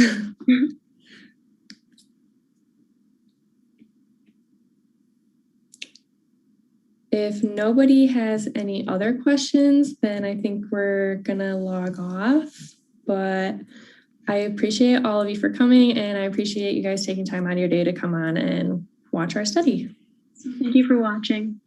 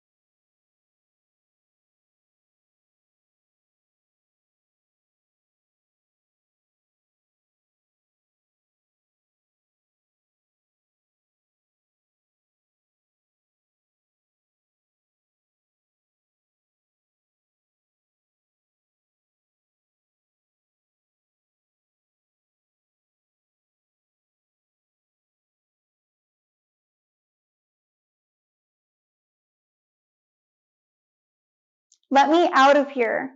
I don't want the door shut. I want new clothes. These are the words of 9-year-old Jace Gill, documented by the Chicago Tribune, November 19, 2019. Jace spoke these words in a quiet room, which is another word for a timeout area for when a student poses a safety threat to themselves or others. Over the course of a single school year, Jace was placed in a quiet room 28 times. This specific instance lasted 3 hours and 14 minutes, and according to Medium, December 19, 2019, schools have left students in quiet rooms for up to 10 hours in a day. While the quiet room was created to help students learn emotional regulation skills, they have since been converted into punishments, most cases going unreviewed. Today, I will explain to you what a quiet room is, the lasting effects of this tactic, and finally, solutions to this unacceptable practice, because no student should feel like they are in a mental institution at school. First, quiet rooms are rooted in our history and still pervasive in many schools today. Now, in very general terms, quiet rooms are a type of seclusion room, so a student ceases to disrupt a learning environment. According to a Helio article, last accessed October 22, 2020, the use of seclusion and restraint was first implemented in the early 18th century. Initially, these practices were used to protect English citizens. However, the 19th century brought its integration to mental asylums and eventually American schools. Quiet rooms in schools were first used in special education classes to protect students during full-blown tantrums. Over time, though, the construction and use of these rooms has changed. Today, the standard quiet room resembles what we might see in a movie's mental asylum. According to the ProPublica Illinois, November 20th, 2019, these rooms are empty and can range from 3 by 3 feet to 6 by 7 foot boxes made of bare wood and steel. Now, the reason for seclusion is supposed to be related to safety. However, students have been placed in quiet rooms for speaking in a disrespectful tone, failed schoolwork, or even spilled milk. An investigation by the Chicago Tribune and ProPublica Illinois discloses 20,000 incidents reported over the 2017-2018 academic year in Illinois alone, with more than a third having no safety reason documented for the seclusion. And this only acknowledges the formal government incident reports. Hundreds more cases are documented locally each year. This proves that schools are locking up students for their convenience, and this is completely unacceptable. Since we have looked at the past and present uses of quiet rooms, our attention must be directed to the physical and mental effects this discipline method has on students. First, we must look at the physical effects endured by those placed in quiet rooms. Now, when placed in a seclusive room, most people resist. As a result of this, physical restraints have been used, leading to injuries and even death. This can be explained by the pantograph, April 6, 2020, stating that more than 30 schools have banned face-down restraint in schools. This is a common practice relating to quiet rooms, even though students could be rendered unconscious or die of suffocation from this. Not only can adults inflict injuries on students, but the students also can when attempting to escape. According to the aforementioned Chicago Tribune, students ripped their fingernails and bruised their knuckles trying to get the attention of their overseers. Their hands swelled and bled from beating the doors, and in some cases, students were hurt so badly that ambulances had to be called. The clear sign of desperation leaves injuries that scar and haunt these students. Second, quiet rooms can have detrimental mental health effects on students. Repeated placement in these rooms has negative consequences. According to an experiment conducted by the American Psychiatric Association, October 1, 2013, seclusion and restraint not only have immediate effects, but also lead to negative attitudes towards authority figures, increased violence, and even PTSD. The resulting trauma of quiet rooms is something many parents don't even know about. One example of this is shown by Alex Campbell, a Virginian diagnosed with autism spectrum disorder. According to NBC, November 23, 2018, Alex was terrified because his principal threatened to lock him up for the rest of the school year if he told his parents what was happening. After weeks of growing increasingly anxious and not being able to sleep, Alex eventually told his parents. It took 4 more schools and a dozen more counts of seclusion before Alex found a program that fit his needs.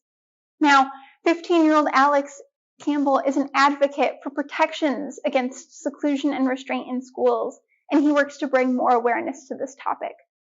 Victims of these acts are students who cannot advocate for themselves, and more people need to fight against this injustice.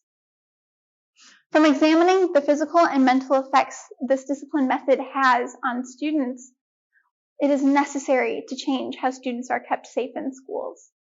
The harmful effects of quiet rooms must be vocalized at the institutional and local levels.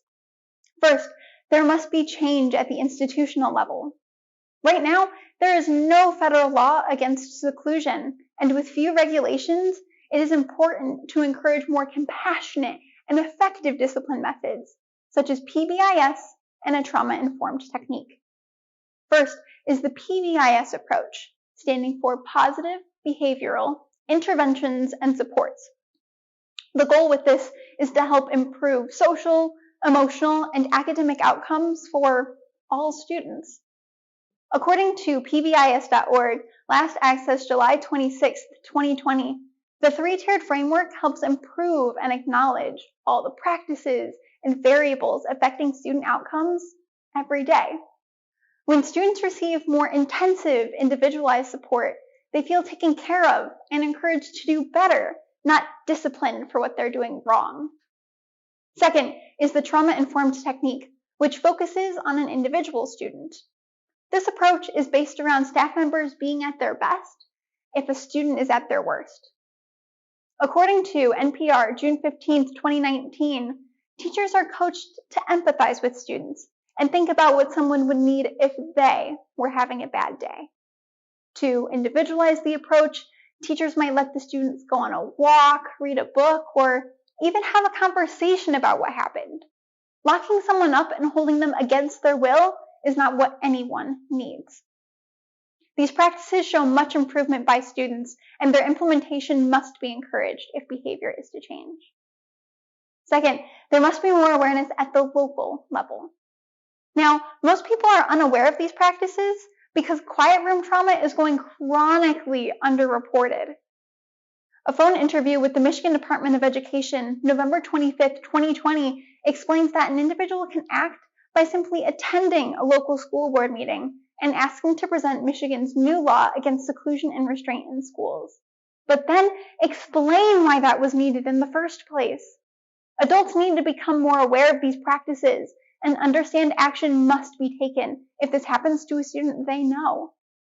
While Michigan may have implemented proactive legislation, there are still 19 states who have no restrictions against these dangerous practices. Across the board, we need to help ensure our state is following these new guidelines and encourage the rest of the country to follow suit. Today, we have looked at the past and present uses of quiet rooms, the detrimental trauma endured by students, and finally, solutions to seclusion in schools at multiple levels. Students are suffering in the places where they're supposed to learn and feel safe.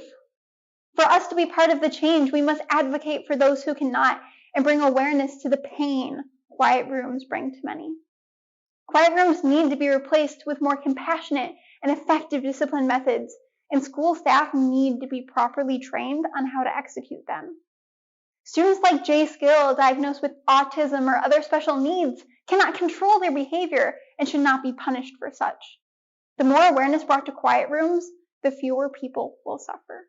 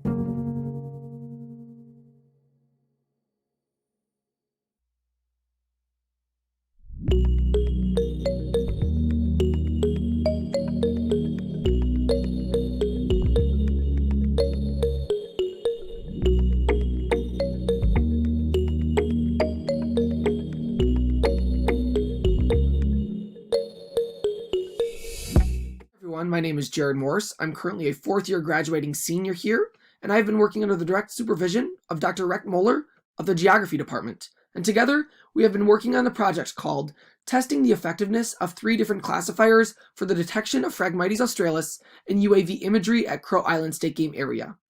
And so before we get started, I think it's important to talk about what Phragmites really is. And Phragmites australis is an invasive aquatic reed plant that's commonly found all across North America. And as you can see in this picture below, Phragmites commonly form something known as a monoculture. And monocultures simply mean that Phragmites is the only species present in these very dense patches. However, there are some occasions where we find Phragmites in various densities and different areas where other species are also present. So our goal was to find a simple method to identify Phragmites using a drone in those areas of different densities and smaller patch sizes as a whole. So as we move along from our introduction into our data collection, we actually traveled just a couple miles away to the Panko unit of the Crow Island State Game Area in Saginaw County, and we used the Matrix 100 drone with a red, green, blue image capturing sensor to collect the imagery that we collected on 2 different dates, August 11th and September 19th, at 375 feet with 70% overlap of our imagery. During these 2 different dates, we also went out in the field and collected ground truthing, which means we went around and we found various Phragmites patches of differing densities and sizes, and we simply circled around them with handheld GPS. After we collected the data, we had to then process the images. And to do this, we used a software known as Pix4D. And using this Pix4D software, we generated something known as a DSM, which is a digital surface model that we can see on our right, which is simply just an image that relates to the elevation in the area of study. And we also created just the red, green, blue image, which is what we'll see, what we just saw before. So together, after we went into Pix4D, we combined the images to then analyze them later on, as we'll talk about in a little bit.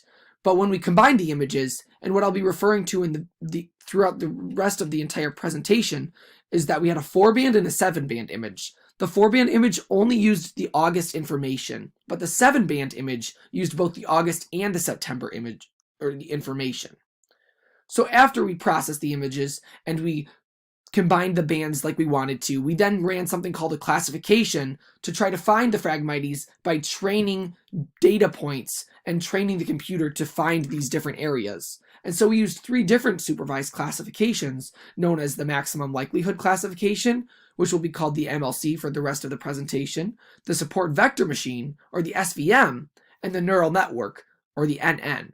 And so doing this, we made 12 regions of interest, so 12 different areas, like Phragmites, concrete, gravel, shadows, as you can see in the legend, in the maximum likelihood classification, and so on and so forth. After we generated these classifications, we then ran something known as an accuracy assessment, which was to see how accurate these classifications really were.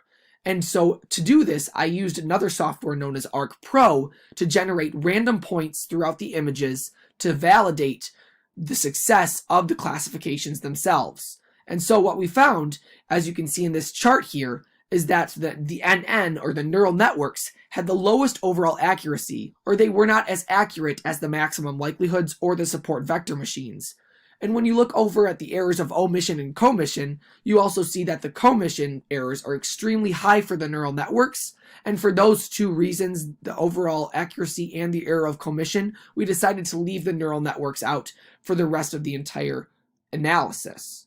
So after we analyzed the accuracy of the classifications using random points, we then moved to a different comparison that hasn't really been done in the past. And to do this, we took the total area of all Phragmites for every classification. So for the maximum likelihood, the neural network, and the support vector machine, we calculated how much area of Phragmites was actually in the entire image.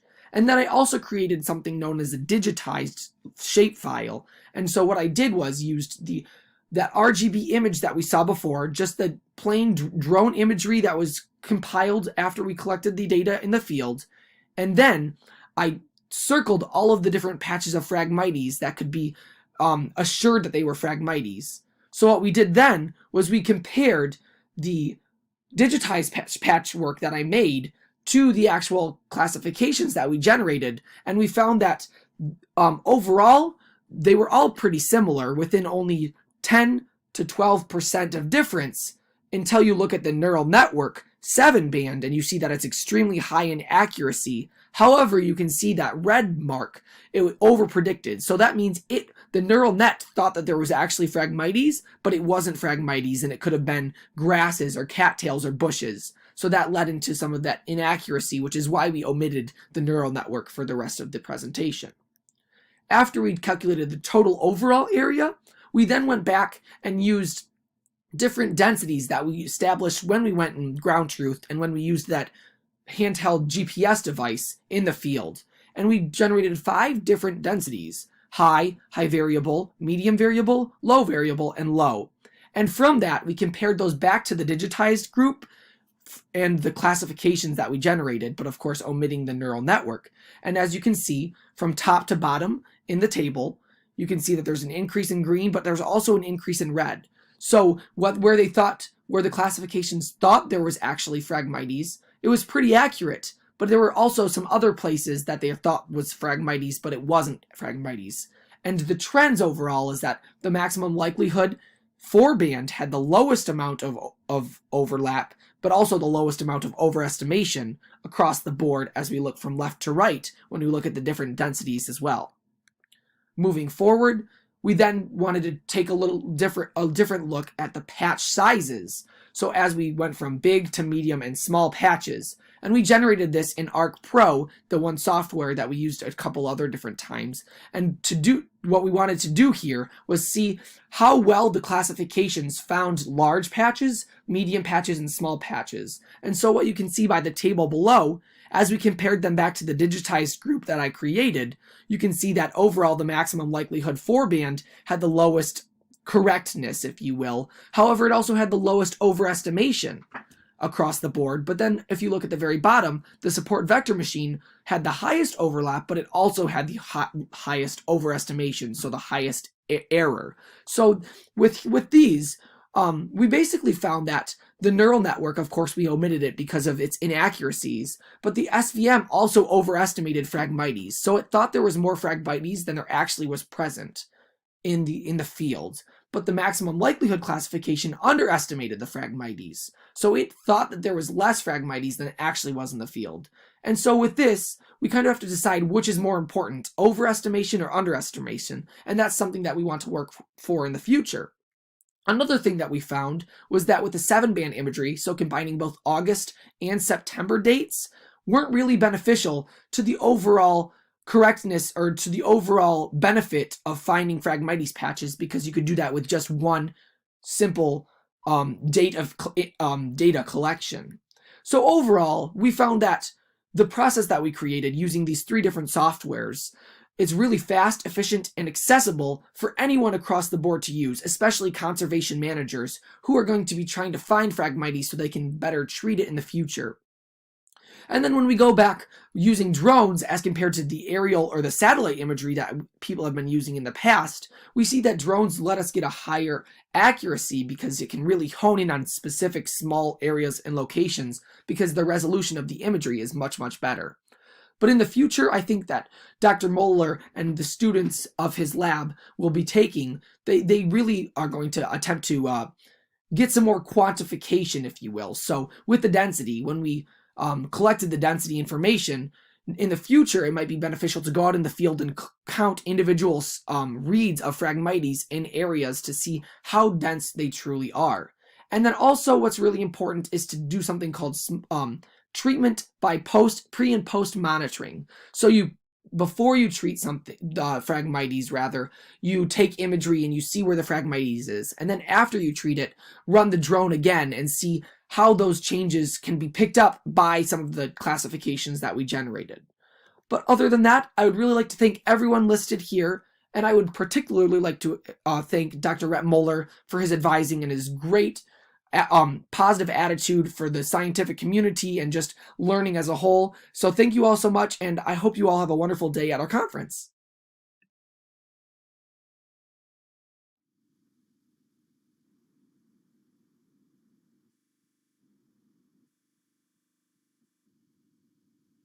Hi, everybody. My name is Jared Morse. I am a fourth year biology student. I have a minor in chemistry, and I also have a GIS certificate. And so I would love any of your questions. So please drop them in the chat, and I would love to take a few questions from you guys.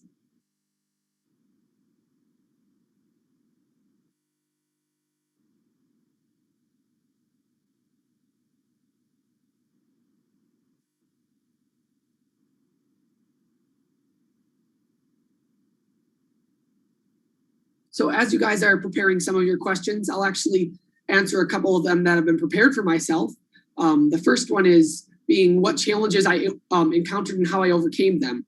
And the largest challenge that I would say that I got was definitely when it came to deciding what was a high or a low density patch of Phragmites when we went into the field. Dr. Moeller and I had to kind of make those determinations of where are we going to really classify things, because we didn't use like stick and poke measurements, right? We never counted individual reads, which is something that is very time demanding and kind of expensive to do as well. So that was kind of the biggest overcome challenge, I should say. I see there's a chat in the group from Dr. Chubb. Hi, Dr. Chubb, how are you doing?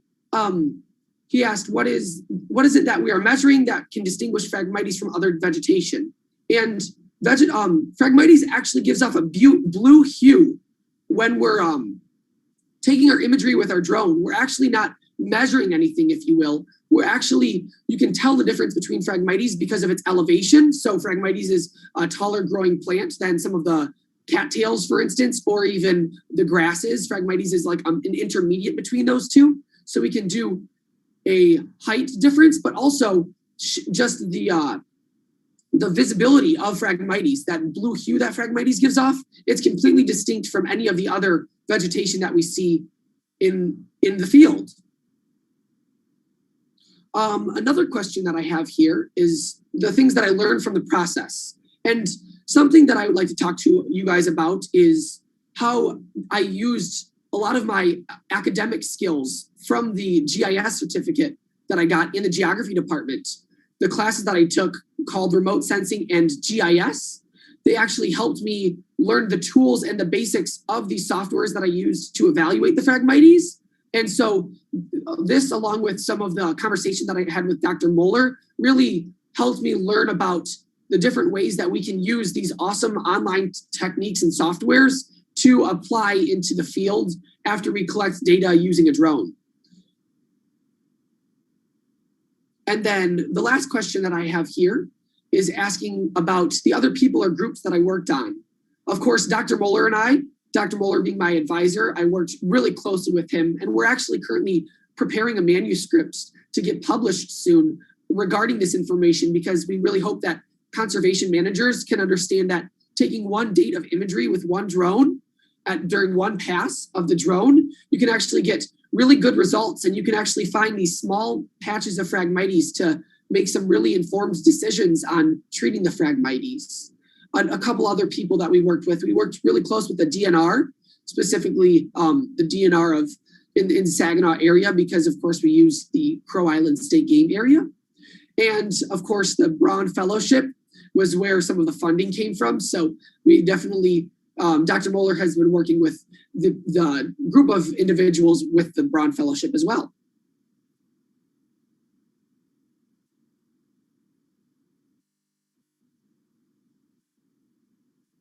Are there any other questions?